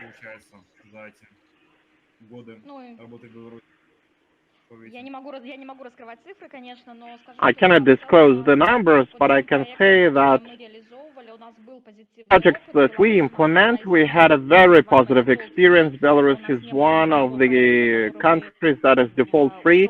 We have no projects that defaulted or had some write-offs. So we have very good experience in Belarus. And we have a limited number of private clients and private projects that we can implement. We could do more here. If you have a look at the infrastructural sector, social infrastructure, physical infrastructure, it is usually financed from the budget, and there are very few projects implemented by the private sector. This is one of the areas that we can co-finance, fully private projects or PPP projects. So we are expecting the outcomes of the M10 project, first PPP project, and this will serve as a litmus paper showing how PPP projects can be implemented in Belarus. We might have a look at the projects implemented by municipalities. We might have a look at the privatization projects and trying to attract international investors, bringing new technologies to the country. We also have a look at the new opportunities emerging. We have venture investing department. It's difficult to attract them working in Belarus, taking into account the size of the market, but still we continue working. So it's clear that you have money, but we lack projects. Dear colleagues, you same situation, that there's a lack of potential projects? Yes, we also invest into private sector only, not because we don't like government, but the performance of investments into the private sector is much higher. So in private companies, the payback period is 5 years, and the IRR that you were asking, it's 25% claimed, but this is calculated, of course. The real one is not yet clear. Due to the pandemic, we stopped investments that we plan to do this year, so we cannot count the IRR. The 92 million is the fund in total, and we plan to disburse it till the mid-2021. If we have good conditions, we will attract a new fund. Larger fund, but the size of the fund will depend on a number of factors and conditions. And what about the potential companies that you can invest? To invest 100, 200 million, or do you have any limitations in this respect?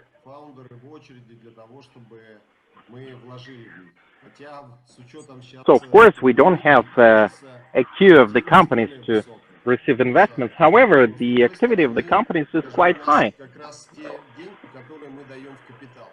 And we provide equity financing. We don't provide loans. We provide equity financing. And this is quite good. Working together with the EBRD, we attract venture financing and share risk with them.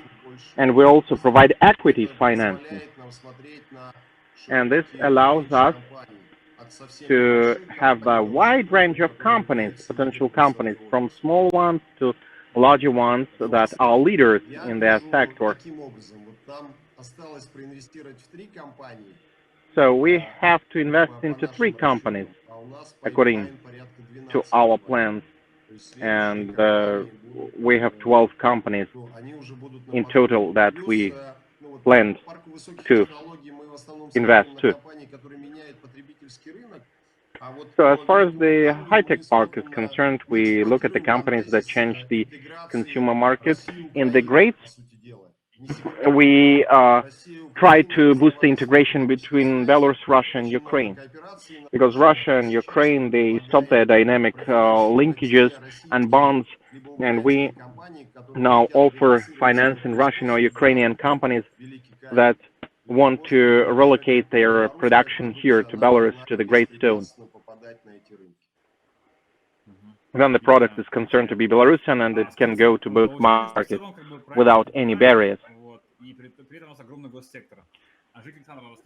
So you lack projects, and there's a large public sector. Are there any people who are ready to invest into public enterprises, into the public sector?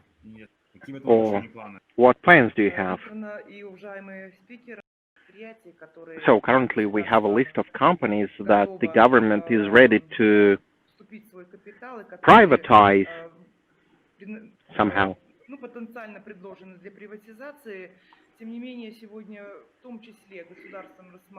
Nevertheless, the government is also considering capitalization and foreign capital coming to the public enterprises as well. And these will be investments into the government sectors, high-tech or innovative sectors. So that's why we discussed this issue. It's quite relevant. And the Ministry of Economy believes that, yes, we can consider this possible equity financing or private capital coming to the public enterprises. So it's possible.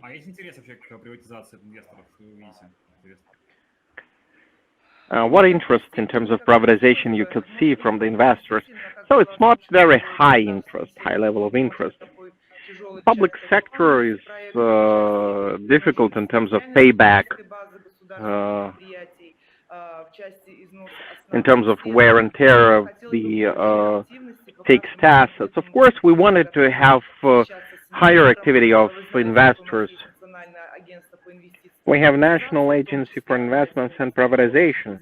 One of its functions is to find investors and follow up the deals when investors want to buy some equity of the public companies. But we should have a look at this on a case-by-case basis. And we're ready to cooperate, you know. Евгений Александрович, скажите, а вы в Беларуси ничего не планировали приватизировать в алкогольном бизнесе? Do you plan to privatize something in alcohol business? Yeah, I'm following the macroeconomic indicators, and let's hope that the big money of the financial companies will meet the companies that want to get this money. According to my data, pandemic changed the situation on the market drastically. I have a case study. You asked me about our operations on other markets. We have business in the United States. We're a small business there, but we understand how the market operates there.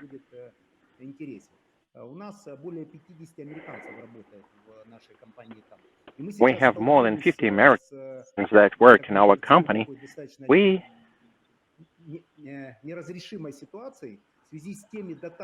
faced a difficult situation due to the assistance that people receive from the government while they are on quarantine.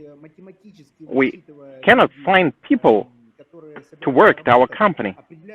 So people who plan to work,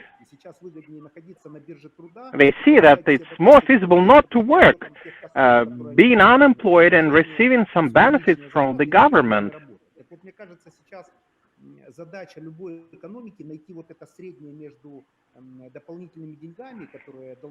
And the main task of any economy is to find middle ground between the money to support people and trying not to disincentivize people to work, because we observe this tendency now.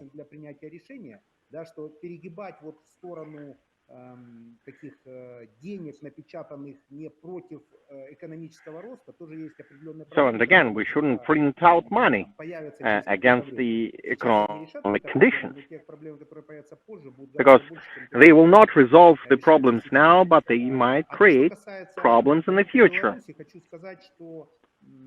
As far as Belarus and market is concerned, we have certain quotas.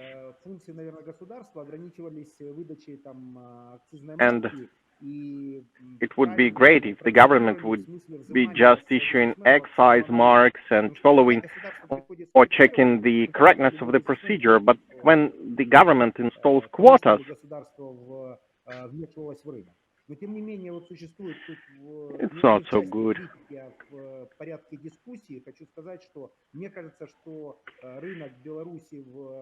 But it seems that the market of Belarus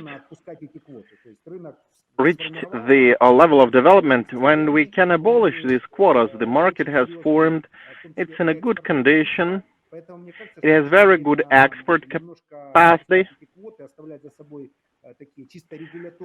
So we need to relieve these quotas,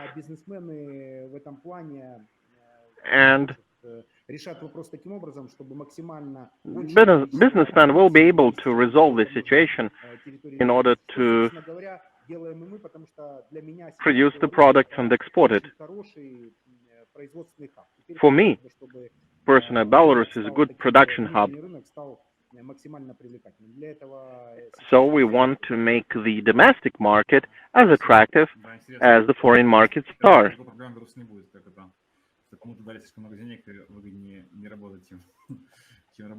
Well, I don't think that in Belarus we'll have this problem that it's more feasible not to work than to work.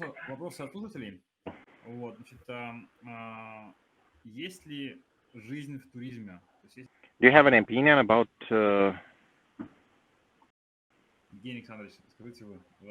investments? Again, me, yeah.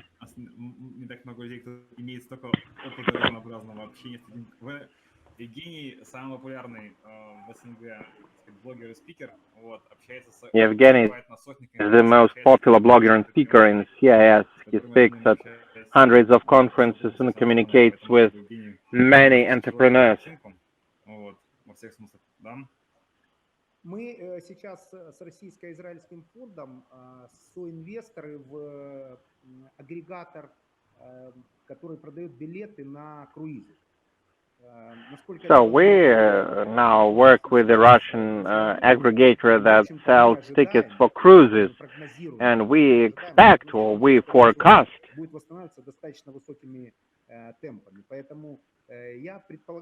that there will be a recovery in this area. So people will want to travel. They will not fear pandemic. People are tired of quarantine limitations. And I think that the sector will return back to its pre-crisis indicators. So, as Nassim Taleb said, you need to listen to the advice of the people who give this advice, risking their reputation. So I think that the market will restore in the tourist sector. Thank you. I think there will be good deals at the tourist market,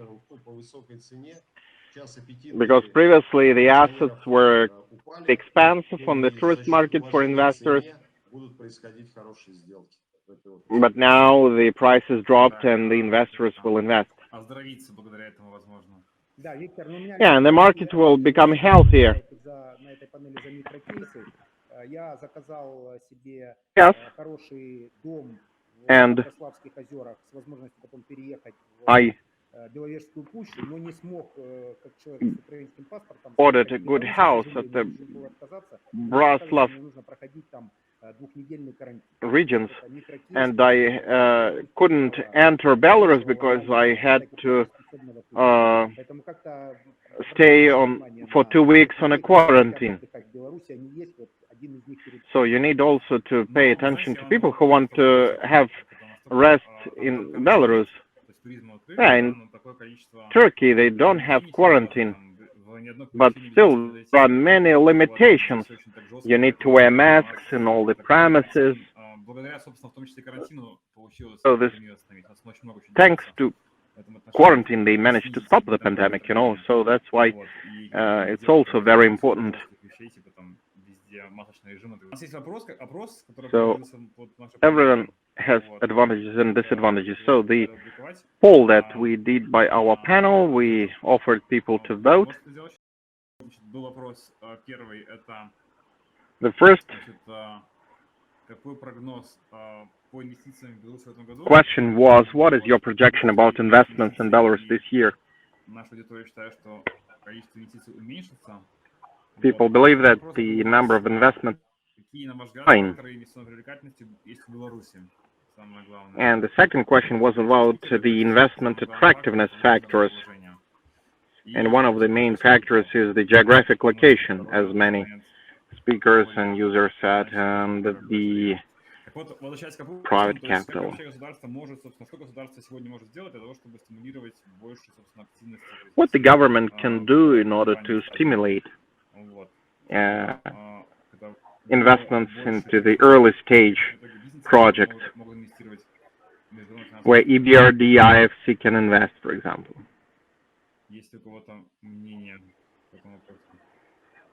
Do you have any opinions on this? Чего не хватает сегодня? Как сделать так, чтобы было больше этих компаний, которые вам интересны? Why we have a lack of these companies? I think we need to repair the image of the country. It concerns Russia and Ukraine as well. We don't have a good image for investors. We're not smiling, we're not happy that people are coming.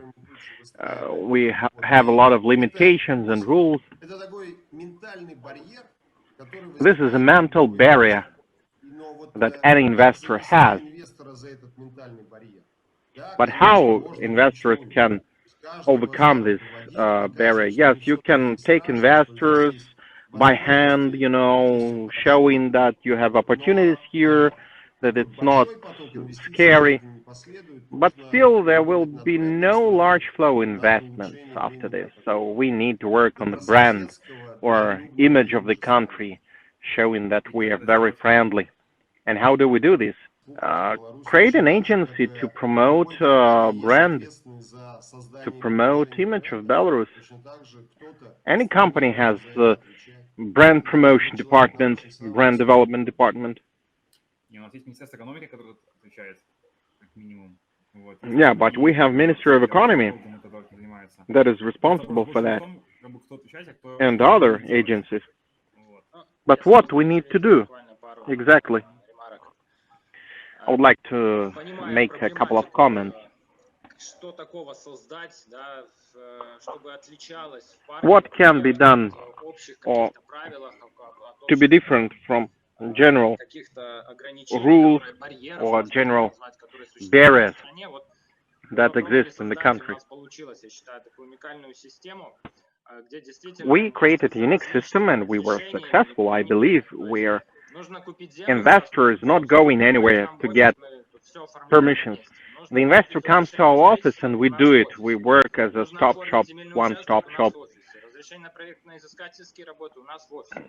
So permits for land plots, for designs, for electricity connections is done in our office. And this simplifies life of foreign investors. They don't need to go to some ministries, etc. They got all the services here.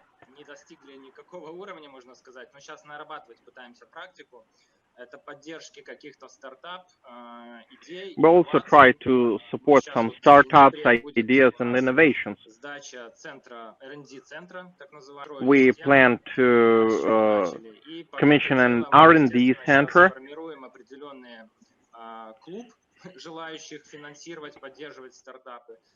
and we create a club of those who want to support these startups. Our company participates in this, and we plan to select projects, some possible projects to make them commercial ones in the future.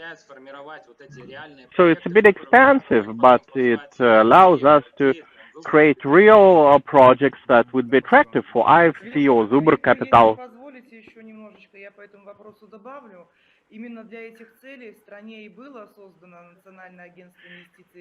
And the National Agency for Investments and Privatization was created in the country for this very purpose. And they are the organizers of this online conference. Would like to thank them for that.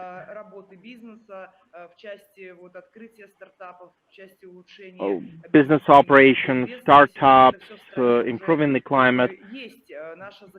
It all exists in the country, and our legislation is compliant with the international legislation in terms of investment attraction. With many of the speakers present here, we work on the decree on administrative procedures. As Sergei mentioned, in Greystone, they do some of the administrative procedures, and it will be digitalized to simplify it for the investors. There might be some bureaucratic issues, but we hope that in the future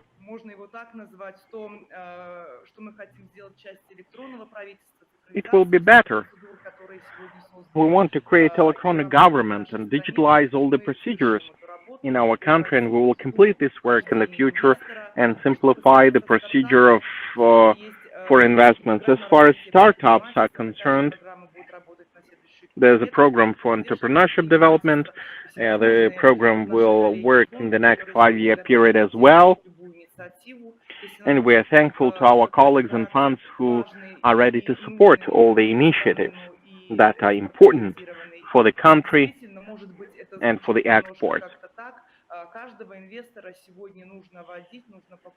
But yes, you need to show to each of the investors what we have, and investment agents and the Minister of Economy is ready to participate in this process. Thank you. The last question. Yeah, Victor, I would like to add. IFC, together with BROC, surveyed 2,000 people. It's the Global Entrepreneurship Monitor. The results are available at BROC website. So if we take 2,000 people, less than 10% of people are thinking about opening business. Out of people who never engaged in business is less than 6% of population. When we started to dig deeper, asking why, there are two main reasons. The perceived difficulty of doing business in Belarus. It's not but it's the perceived difficulty. People that is not involved in business, they perceive business conditions as difficult. That's why they're afraid of entering into business, and their low assessment of their own skills and qualities. This is the big difference with other countries. When I was at school, we had some business subjects at school. Now we don't have it. When a child is not involved into this entrepreneurship culture from school, it's then very scary from this person to start business when he's 40.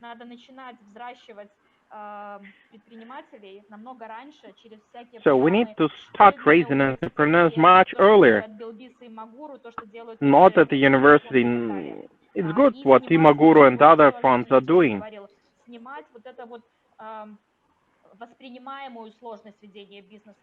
And we need to reveal this perceived difficulty. So if we show that it is not as difficult. Yeah, thank you. It's a great initiative. It would be a great initiative for the Ministry of Economy, for the Ministry of Education. Давайте, наверное, последний вопрос тогда в отношении, собственно, имиджа страны, да, вот как бы у нас есть Евгений Александрович, специалист по имиджу большой. Расскажите, Евгений Александрович, как нам изменить имидж к лучшему? Evgeny, how can we change our image for the best? Alex says that to work on the overall image of the country, what can be done to improve the image? We shouldn't work on the image, but on the brand of the country, I would say. I fully agree with this. Because countries are branding themselves. At Euronews, 2/3 of advertisements are advertisements about countries who are not only attracting tourists, but also investors.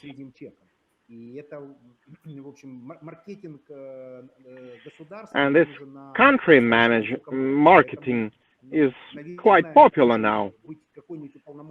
So there should be a body or an agency or a discussion should be open who will be doing this country branding and country promotion.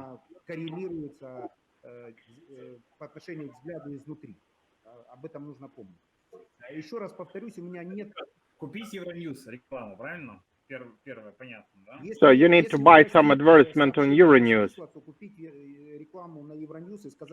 Yes, you could buy some advertisement time on Euronews and say there that Belarus is the only country on the world that passed through COVID pandemic without quarantine.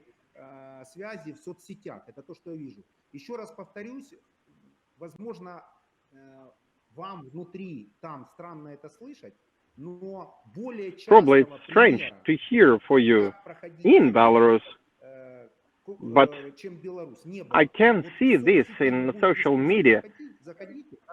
You can go to any discussion and you could see that Belarus serves as an example. And people would say, look at Belarus, why they managed to do so. When people start discussing why countries fail, COVID, why limitations are too tough, and they say, why Belarus managed to do so? Поэтому, безусловно, я бы сейчас, моя работа, в общем-то, я маркетолог, I'm a marketing specialist, so I would do this because there's a need for new heroes now, those who survived coronavirus,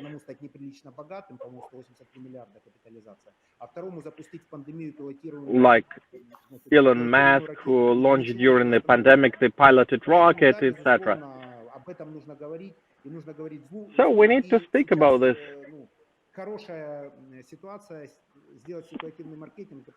And now we could do this situational marketing.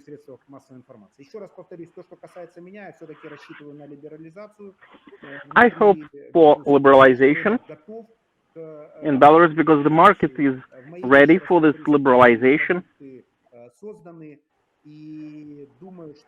In my industry, the products are already created, and this is high time. If you need any methodological assistance, I'm ready to provide it.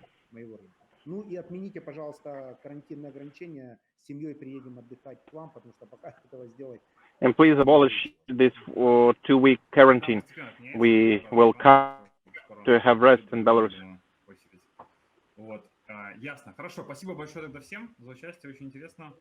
I would like to thank all of you for your participation. Let's hope that our economy will grow and attract investors. Thank you.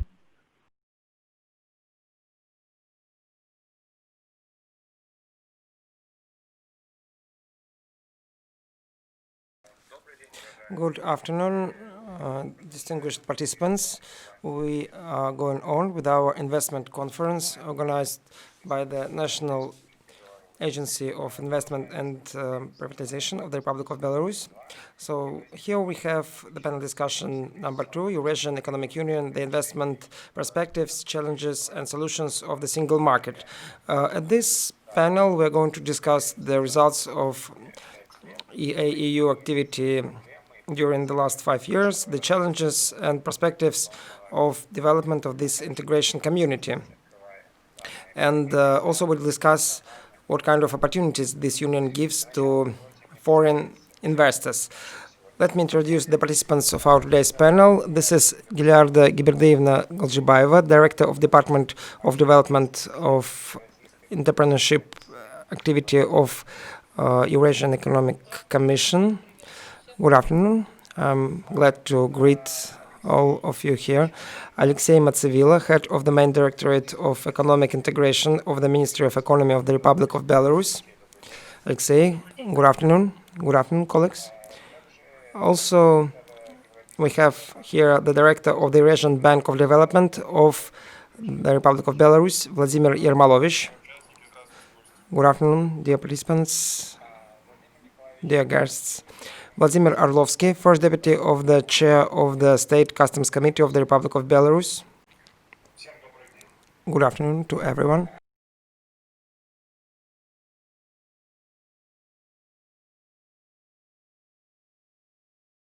Good afternoon, everyone. Also, we greet Vyacheslav Vinnik, Deputy General Director of the Union of Non-Commercial Organization of the Confederation of Industry and Entrepreneurship. Good afternoon.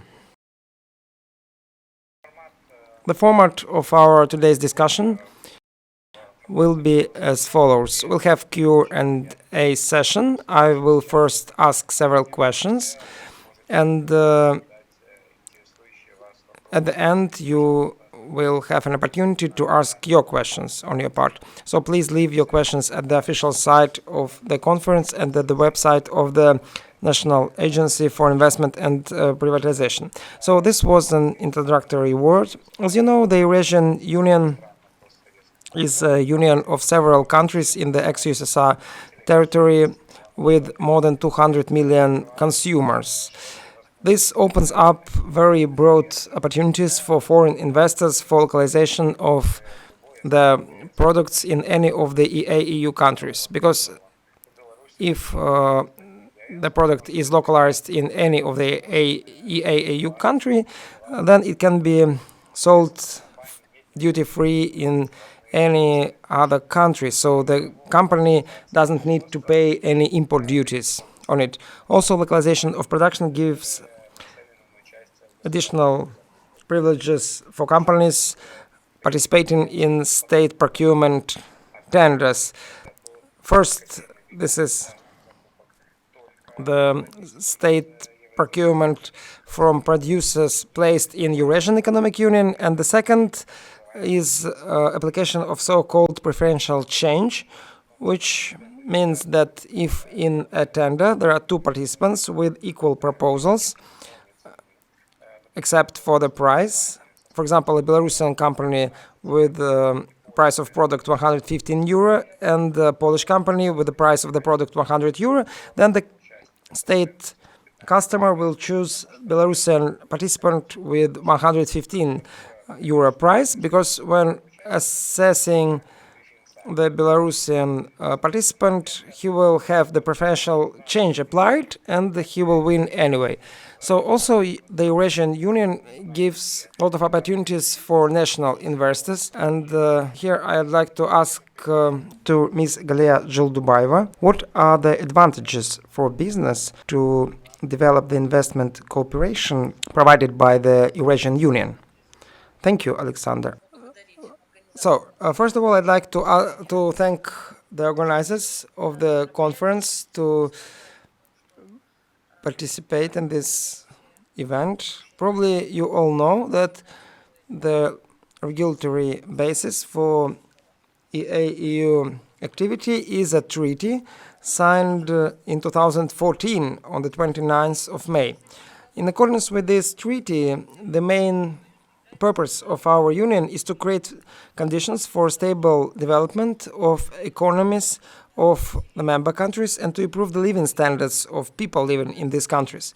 Correspondingly, we have to try to form single services, labor, and products market in all 5 member countries. All this can be done only via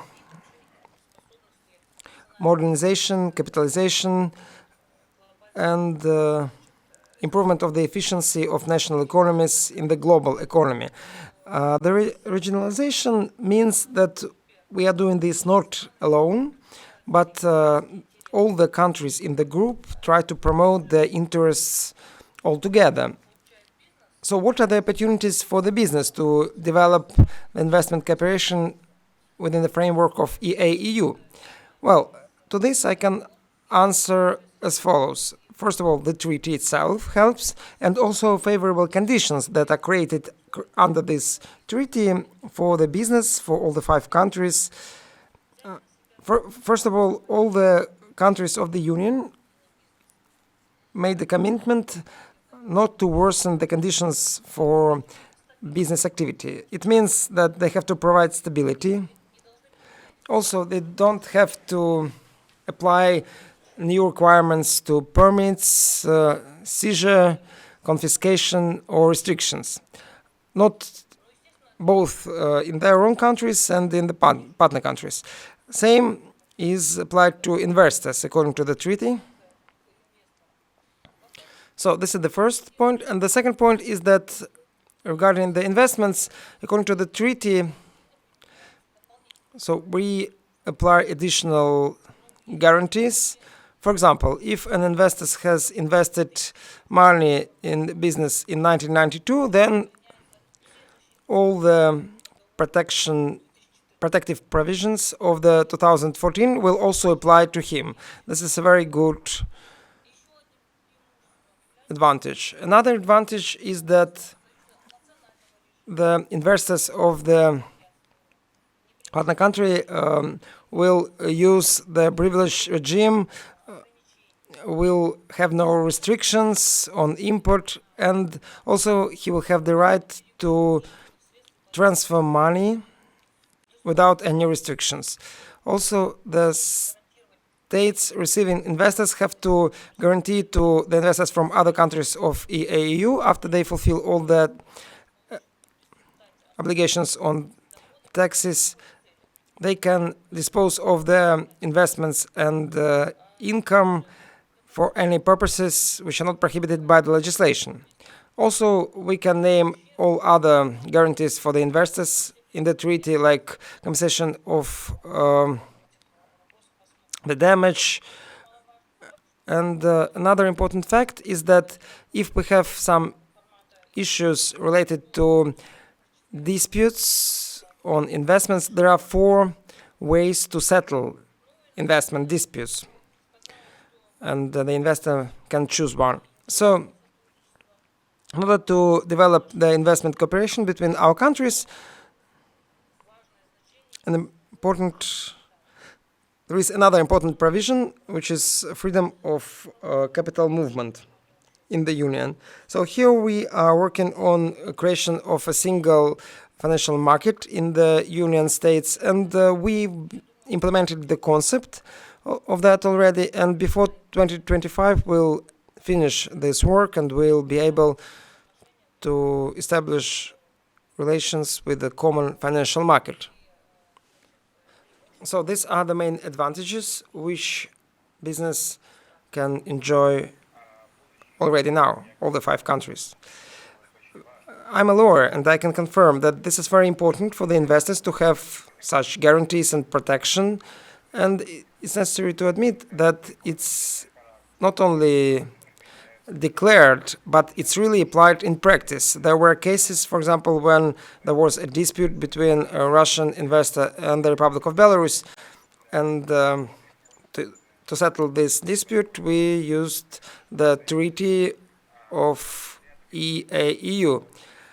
Ms. Galia Joldubayeva, in the first part of your question, you have already mentioned the perspectives of development, but could you please tell us more about the development perspectives till the year 2025? Yes, I was going to tell the nearest perspectives and about the measures taken to improve the investment attractiveness of our countries. According to our opinion, activization of investment cooperation in AEU countries will help to create single market of services in this territory, and in this sector, in this area, AEU works via the Commission where I work, the Commission of Development of Entrepreneurship Activity, and our main task is to extend the services sectors to strengthen the single market concept. A very important factor is that when we pass over to the single market regime, the first stage to join the new services sector is to liberalize these sectors. First, we have to make this liberalization, then we have to work on harmonization of the legislation and improve regulation in these areas, and then we pass over to the single market order. So, a comparative advantage of single market for the investors from the countries which are not members of our union is the possibility to establish a company in the most favorable jurisdiction for their activity in any of these countries. So he can establish his company in one of the countries, but he can work in all the 5 countries simultaneously and use all the privileges. So we try to do so that all the 5 countries, investors and companies can have no restrictions, no obstacles, and we really control that. Also, we monitor and control the current legislation of all these countries so that not to allow any restrictive provisions or regulative barriers are implemented in the countries. You probably know that on the 10th of July, there was an issue considered regarding the leasing, whether leasing is a service of the financial market or is it a service of general order to be regulated by the Section 15 of the treaty. But in any case, in this services sector, we have so-called single market order, and there are no restrictions of any kind, because currently the market works using the single market order. Functioning of the single market, well, it will become the stimulating factor to attract investments to the EAU countries. So the elimination of barriers will help to create specialization, competitive advantages of suppliers, to decrease the costs in general, and naturally investment of the capital in different projects using the mechanism of single market. So there is no necessity to create some branches or representative offices, because there is a single market order. So, and if you establish a legal person in the Republic of Belarus, the investor from the third country, he can work through this office in Russia, in Kazakhstan, and render services in all the 4 other countries, not only in Belarus. And I'd like to admit that the perspective of investment cooperation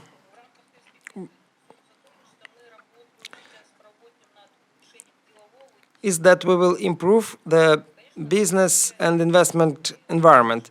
We study the best international practices, including the practices of our countries, and try to develop general recommendations, general approaches, so that the practice is the same in all the 5 countries. So we try to harmonize the legislation and to harmonize law enforcement procedures and practices.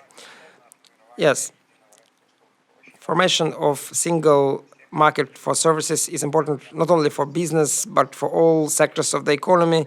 For example, in the construction market, it's important because a Russian company can, without establishing a legal person in Belarus, it can operate in Belarus, but further cooperation can be done via external harmonization of norms and requirements, for example, recognition of special permits and admissions in Belarus and in Russia, because the countries are quite close to each other. We have general history of USSR period, and we have some common standards, and this is a good basis for the future cooperation and for easier cooperation.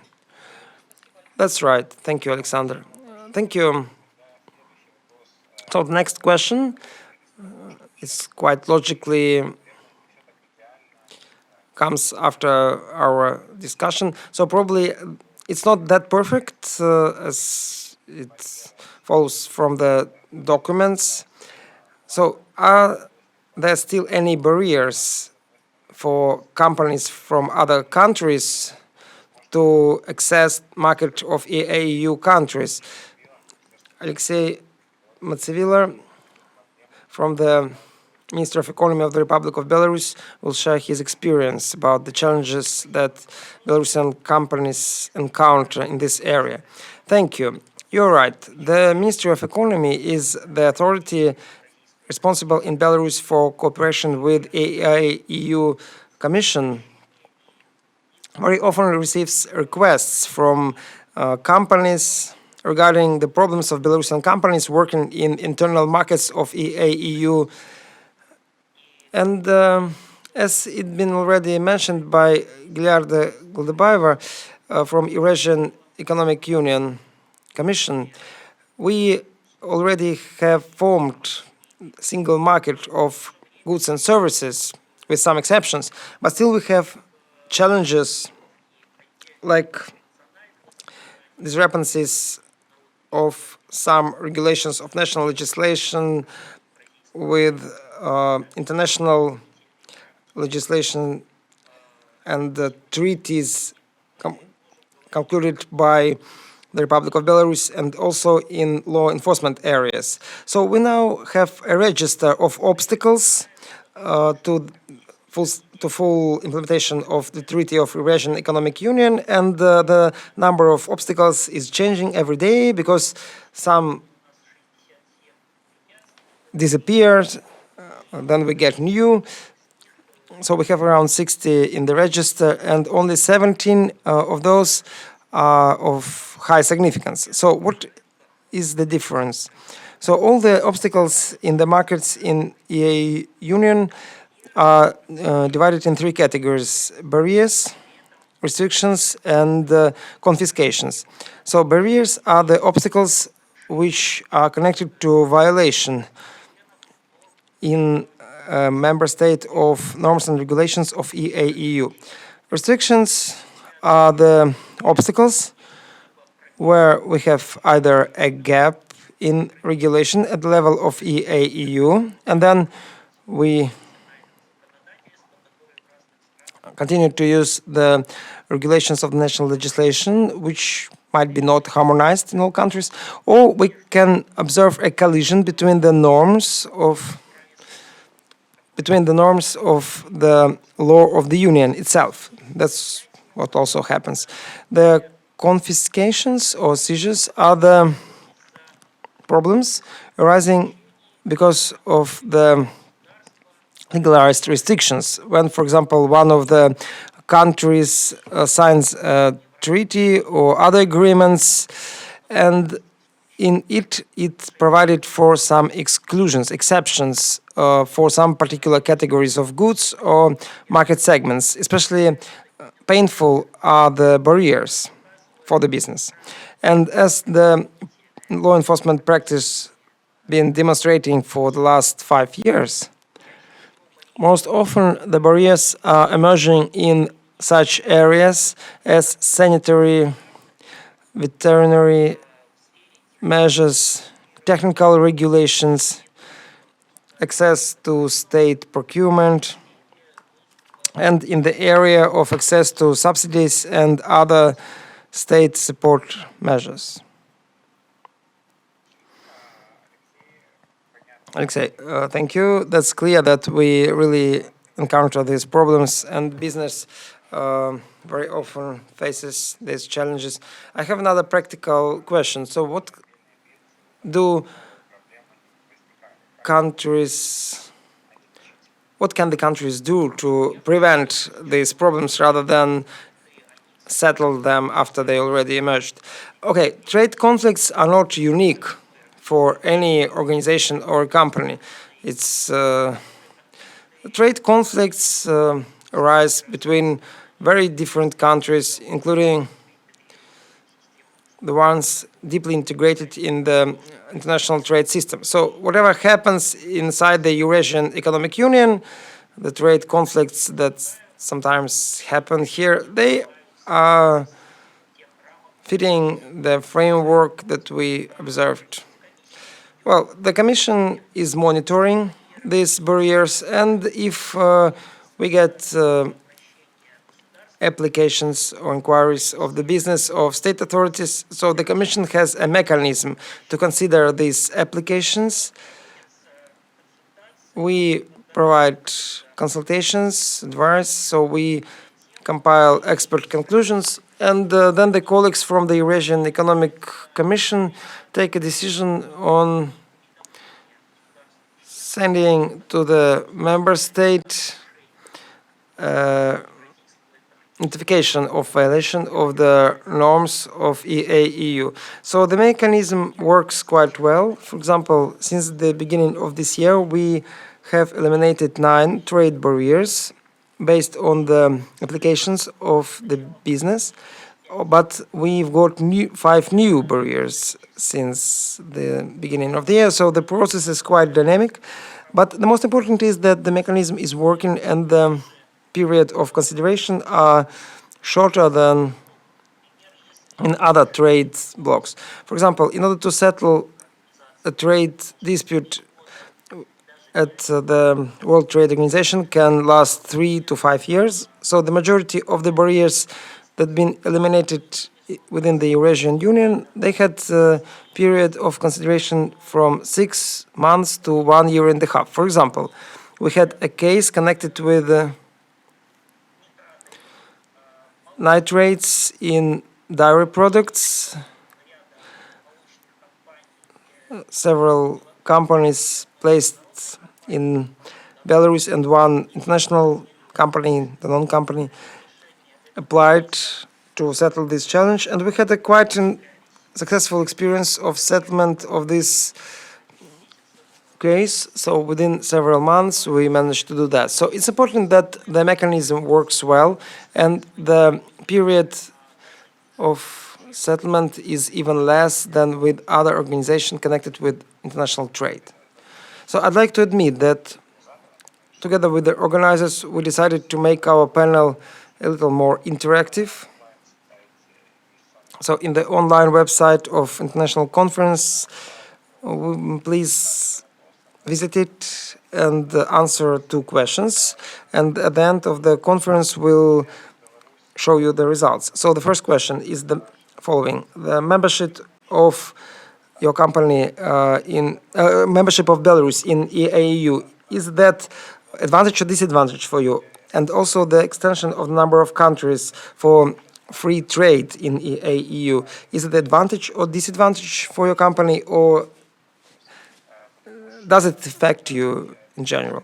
So it's important because when we make an agreement on the free trade zone, companies from different countries get free access to each other's markets. So please vote whether these agreements affect or not affect your business. So now I give the floor to Vladimir Yermolovich, the director of Eurasian Bank of Development in the Republic of Belarus. The Eurasian Economic Union, as an integration union, provides for creation of a number of structures, including the structures in the banking sphere. For example, we've created the Eurasian Bank of Development, and our listeners are eager to hear what are the tasks and objectives of this Eurasian Bank of Development, what are the purposes of this bank, what are the advantages of this bank for the real economy sector. So regarding Belarus, so our top projects are Belarus and Belarus Potassium or Belarus Kali. In Kazakhstan, we work with the main pipelines, transit pipelines. In Russia, we built together with the state leasing company big ships. Also, we produce solar panels and stations. In St. Petersburg, we modernize water supply company. In Karelia, we construct small hydroelectric plants. So, and we have more than 85 projects in our portfolio. Total value of all the projects that bank managed to implement is around $10 billion. So that's in brief our results. So thank you for this comment. So the next question is about the customs regulation, because the customs and simplification of customs clearance procedures are very important to simplify the trade between the countries. So my question is to Vladimir Orlovsky, whether customs authorities develop and use new modern methods. For example, instead of traditional customs follow-up, as far as I know, you use such modern instruments of control like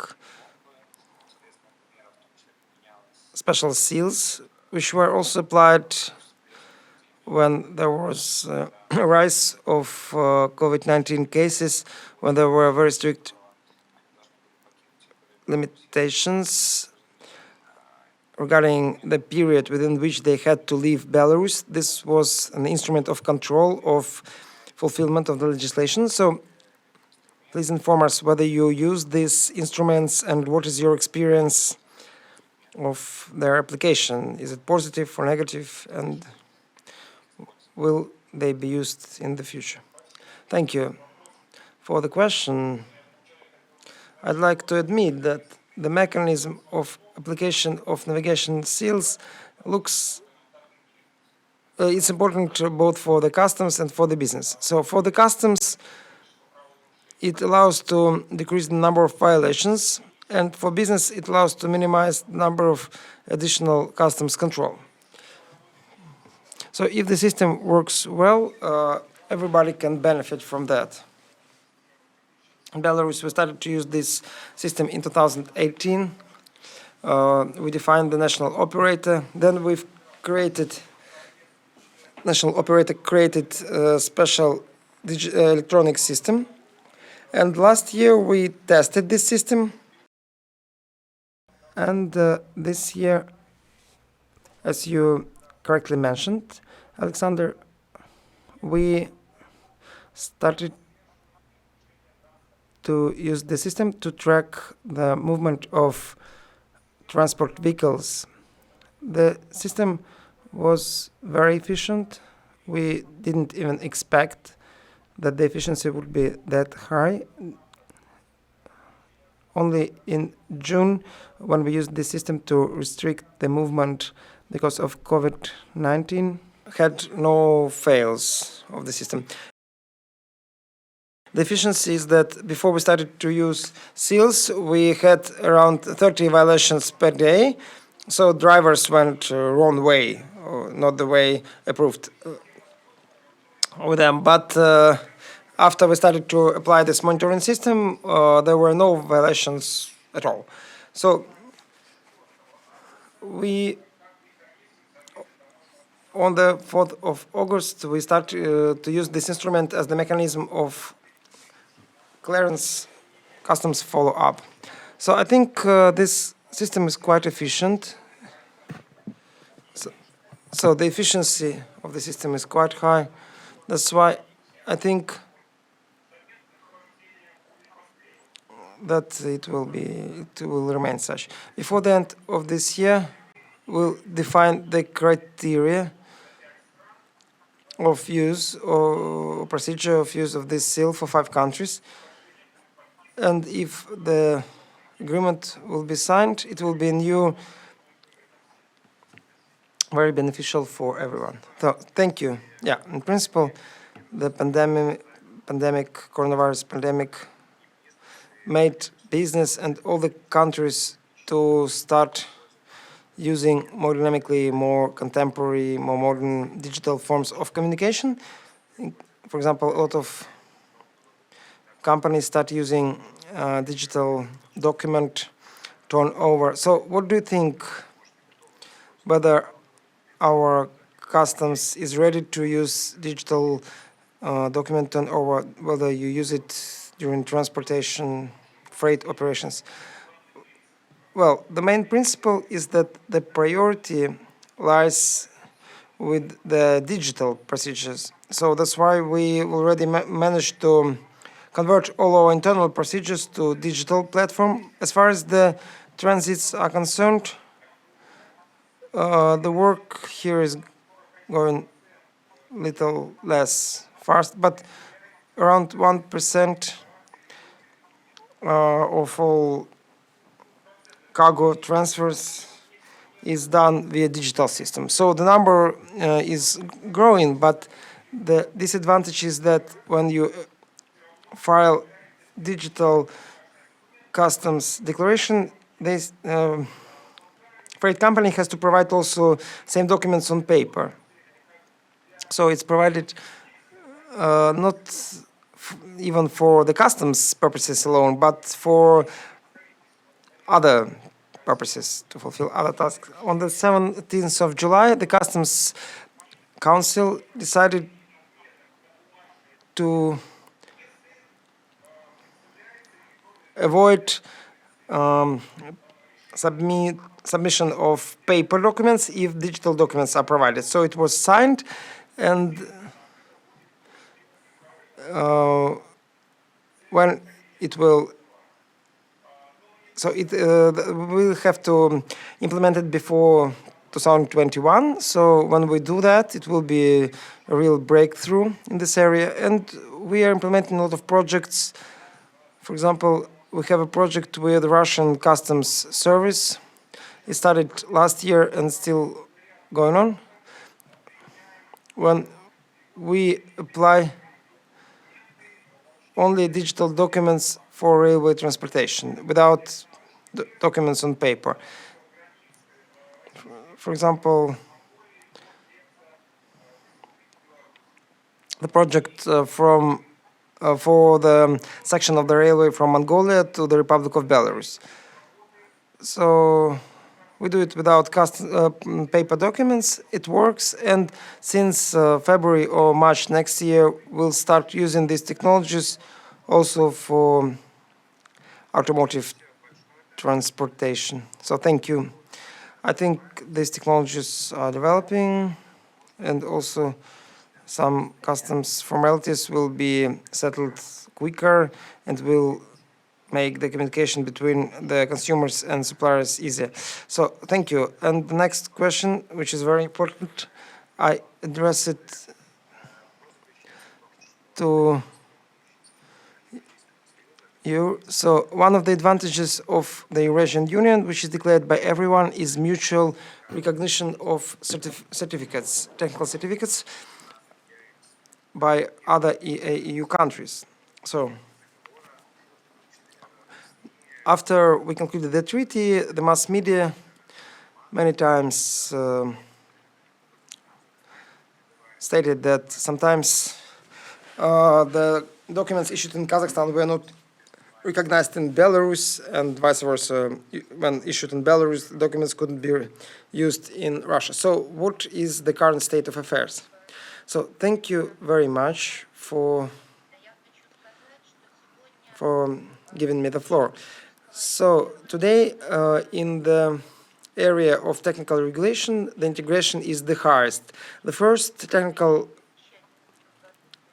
regulations appeared in 2011, and in 2012 we already were going this path quite stable. And technical regulations existed in all countries, and they had to work using the procedures established in these particular countries. So, but since 2011, we started to quite intensively integrate those. So today, in Eurasian Economic Union, the countries have defined 67 facilities to which the requirements can apply. It means that this facility is not in the register. There can be no obligatory requirements to this product. So currently we have 48 technical regulations, and 43 of those have entered into force. So after we've got this unified single requirements, we started to issue documents according to the universal form. So documents can be accepted in any of the member states, and the integration is quite high. Requirements are the same.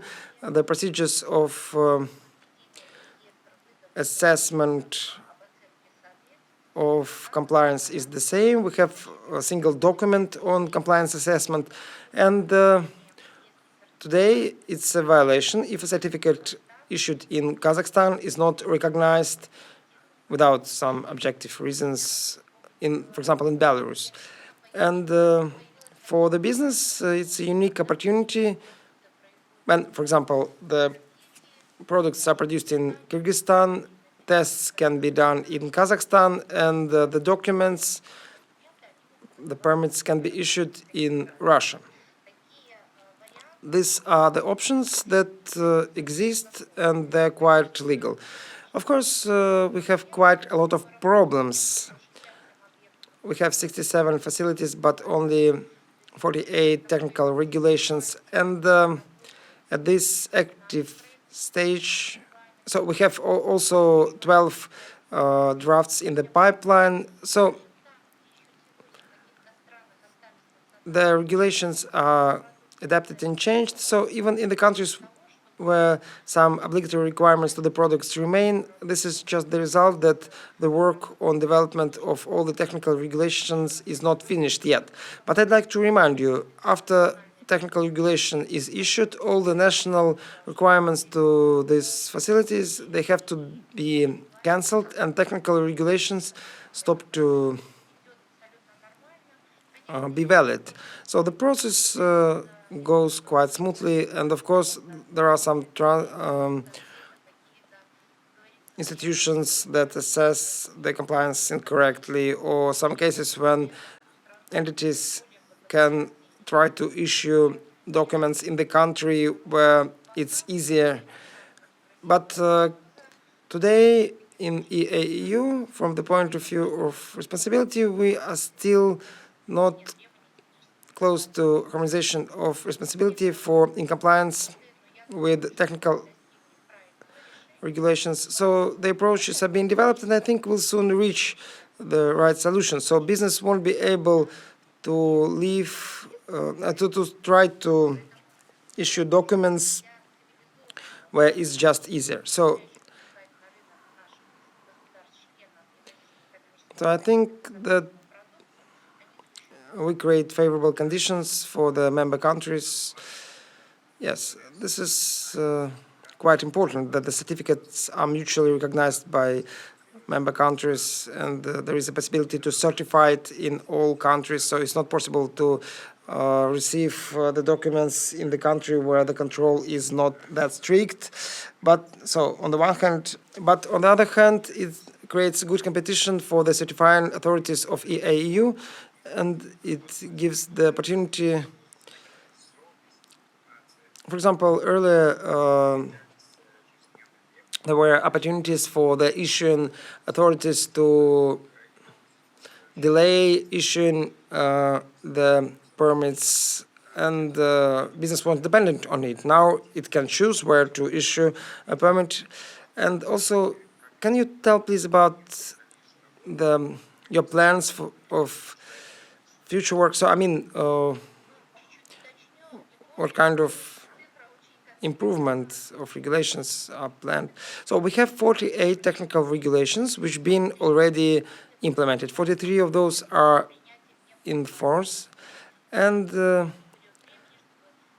so normally we get some period of time to prepare to the new requirements before they actually are put in force. So currently we are finishing development of regulation for the poultry meat main pipeline, for the products for civil defense, subway, high voltage equipment. So we are discussing actively how to establish in the Eurasian space single requirements to construction materials,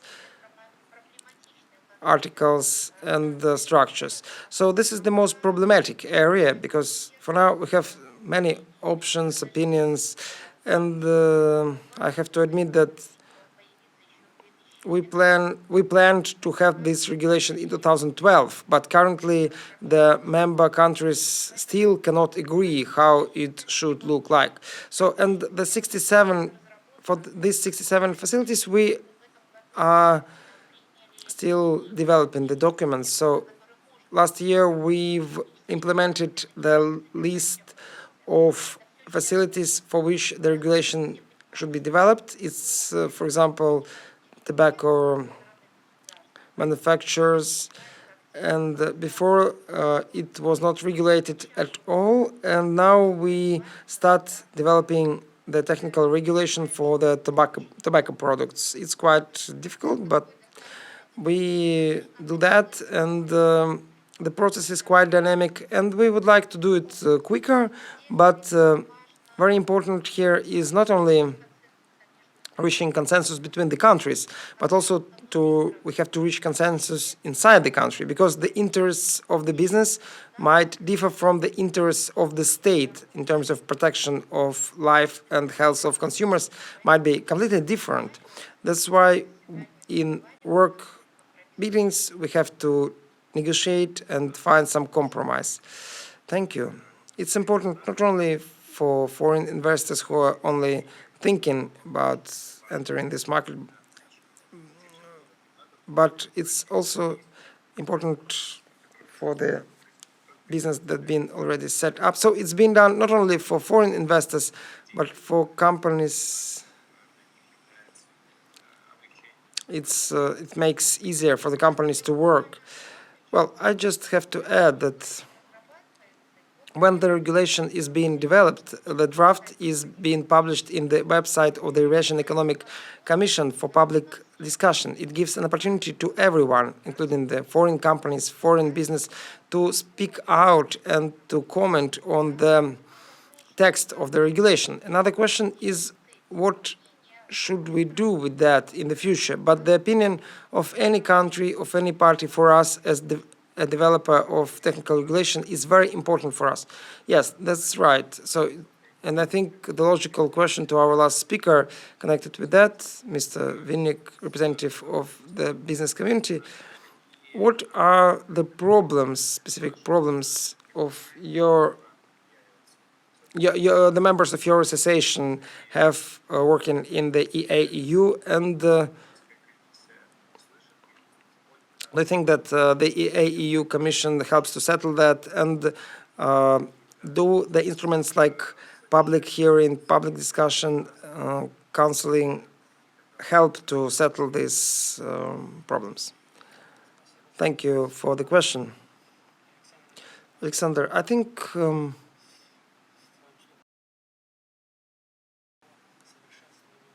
mean that we have problems in improvement of our digital agenda. So the business from all the 5 countries, members of the Eurasian Union, seek to extend and develop digital agenda. Here I mean the issues of digital services, digital platforms, not only in related to goods movement, but also related to digitalization of business processes. For example, recently we've sent inquiry to the Eurasian Economic Commission on marking of dairy products, and based on the agreement we've concluded the parties can introduce marking based on the reasonability principle, and we had some issues because the business has some consolidated position on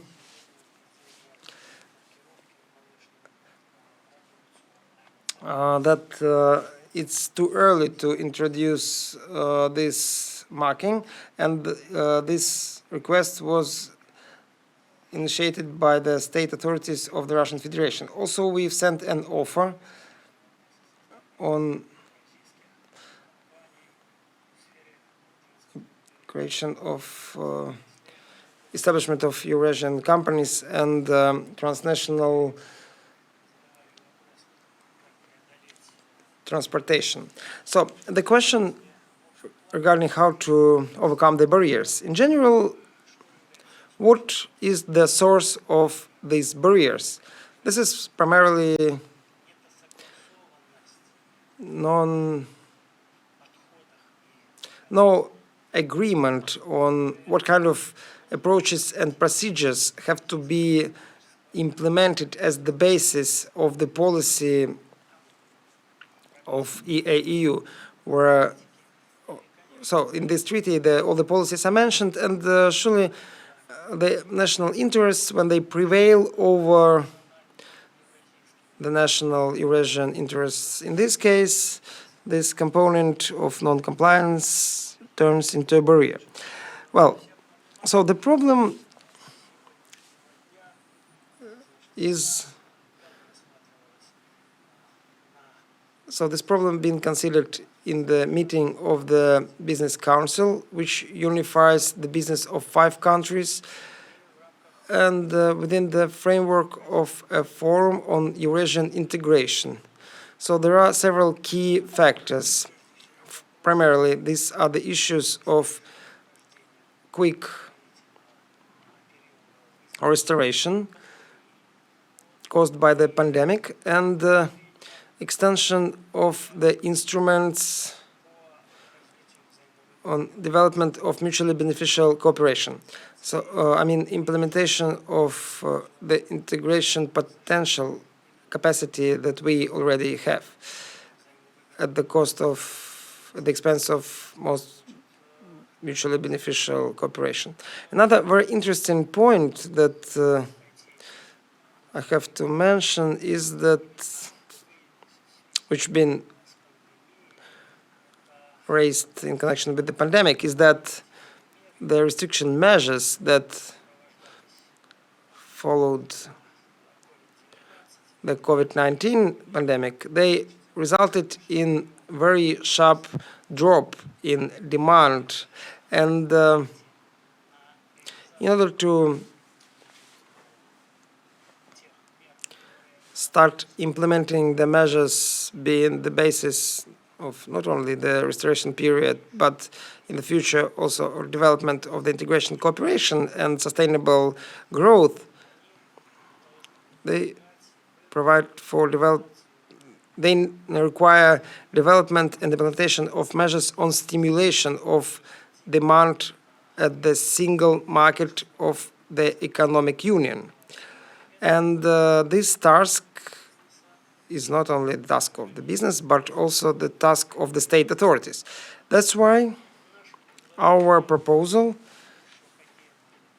what are the other proposals? So, although we have big progress in the area of technical regulation, still we have some elements of non-compliance or discrepancy in the system of technical regulation, and we have quite big counterfeit products in the market, and that's why business is interested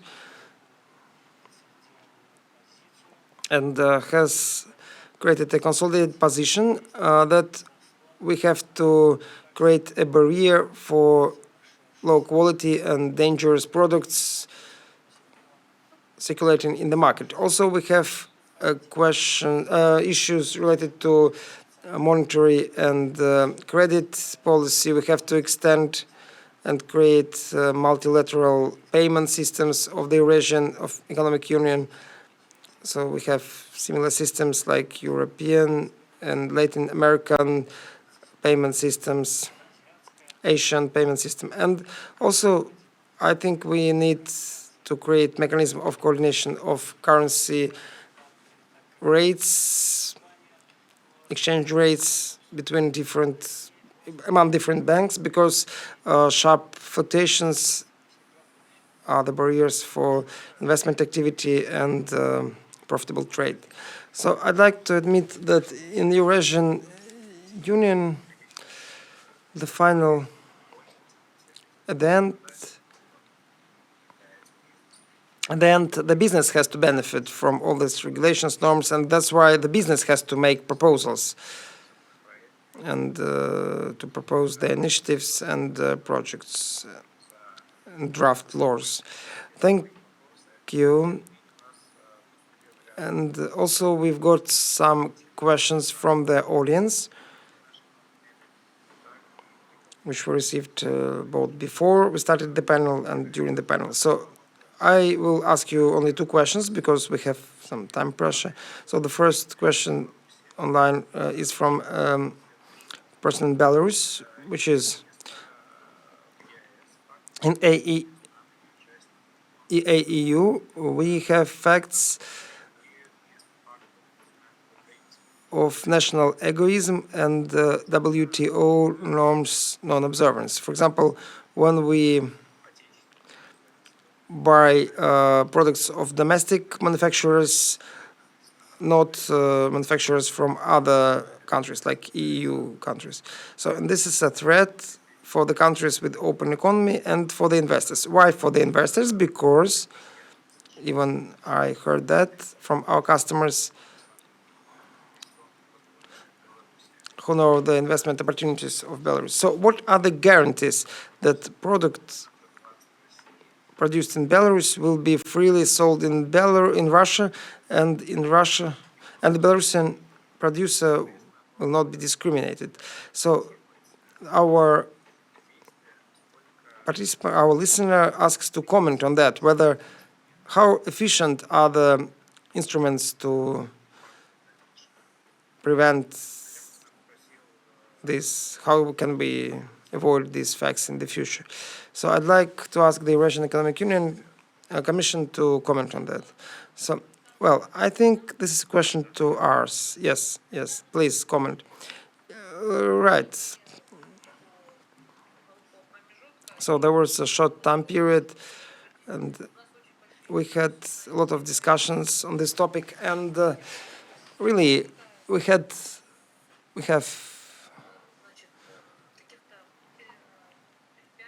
some obstacles and maybe even barriers which the Commission tries to eliminate.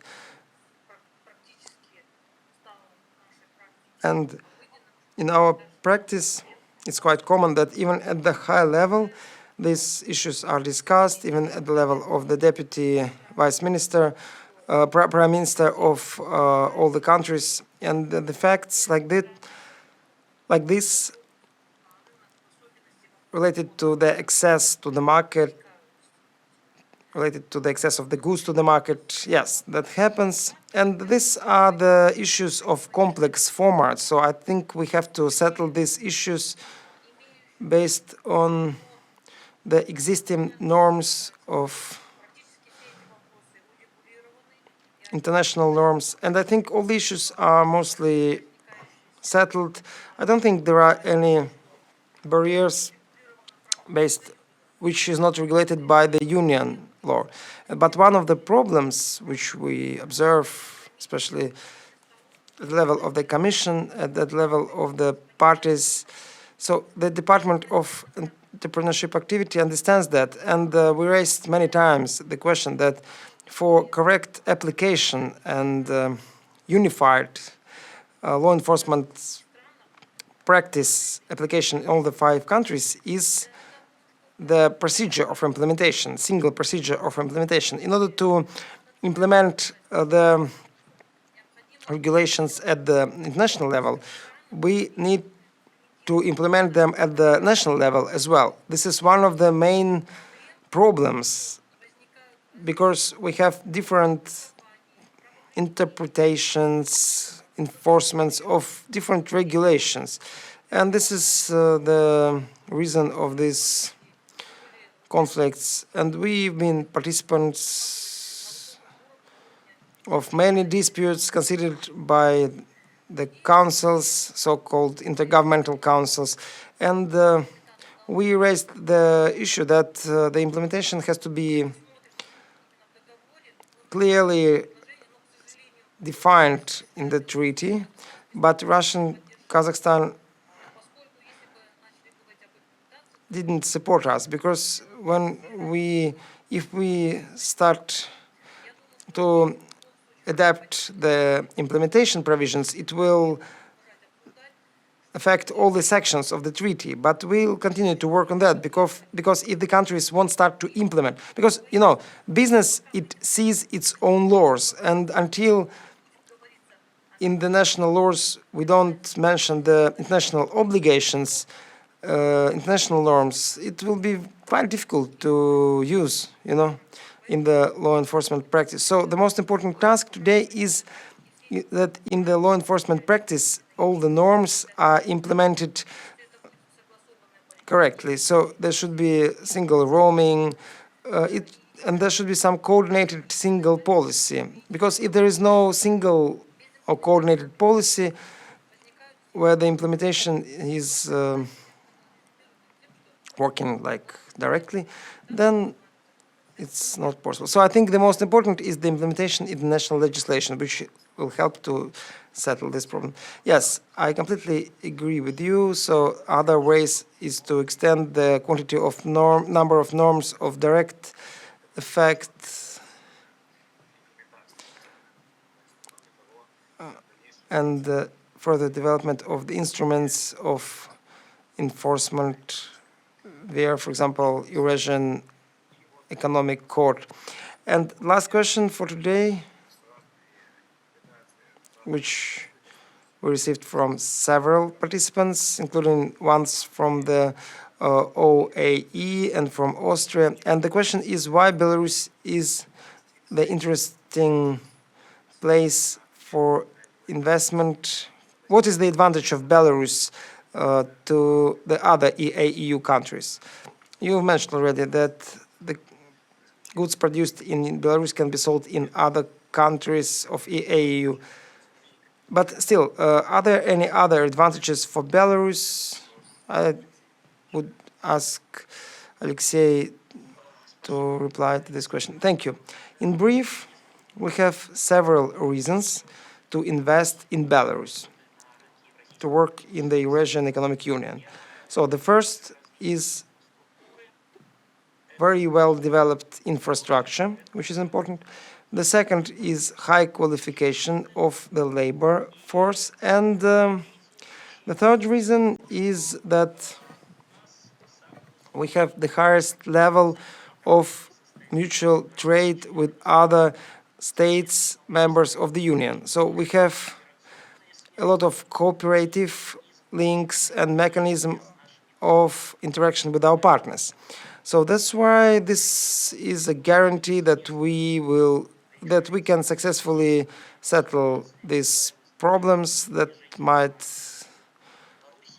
emerge during sale of the products produced in Belarus in other EA/EU countries. Yes, the competitive advantage of Belarus is probably that in Belarus we have several unique special regimes, or CEZ, for business like High Technology Park, Great Stone Park, where companies can get not only the access to high qualified personnel and infrastructure, but also unprecedented tax exemption privileges, and which is very important.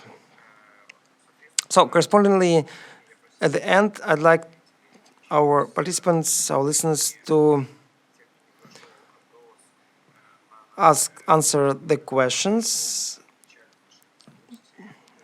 which I raised at the beginning of our discussion. And question regarding the advantages of Belarus as compared to other EA/EU countries. So the results of the polling you will see on your screens. And again, at the end, I'd like to mention that the Eurasian Economic Union is a very young integration association, and we have some difficulties because of that. But as far as I understand, and as far as experts assess, so the rate and speed of issues settlement is quite good. I think in 5 or 10 years, the level of integration will be quite adequate. So, of course, much depends on the policymakers, as our today's panel has shown. A lot of EA/EU countries wait for the business to show some initiative. So if you have some problems, please address the Eurasian Economic Commission or your state authorities. So because there are a lot of instruments. So if you have any problems, so please raise these issues. It's very difficult to see a problem of economic entity if this entity doesn't inform us about it. So thank you. I think the discussion was quite informative, quite intensive. Thanks to everyone for participation. Have a good day.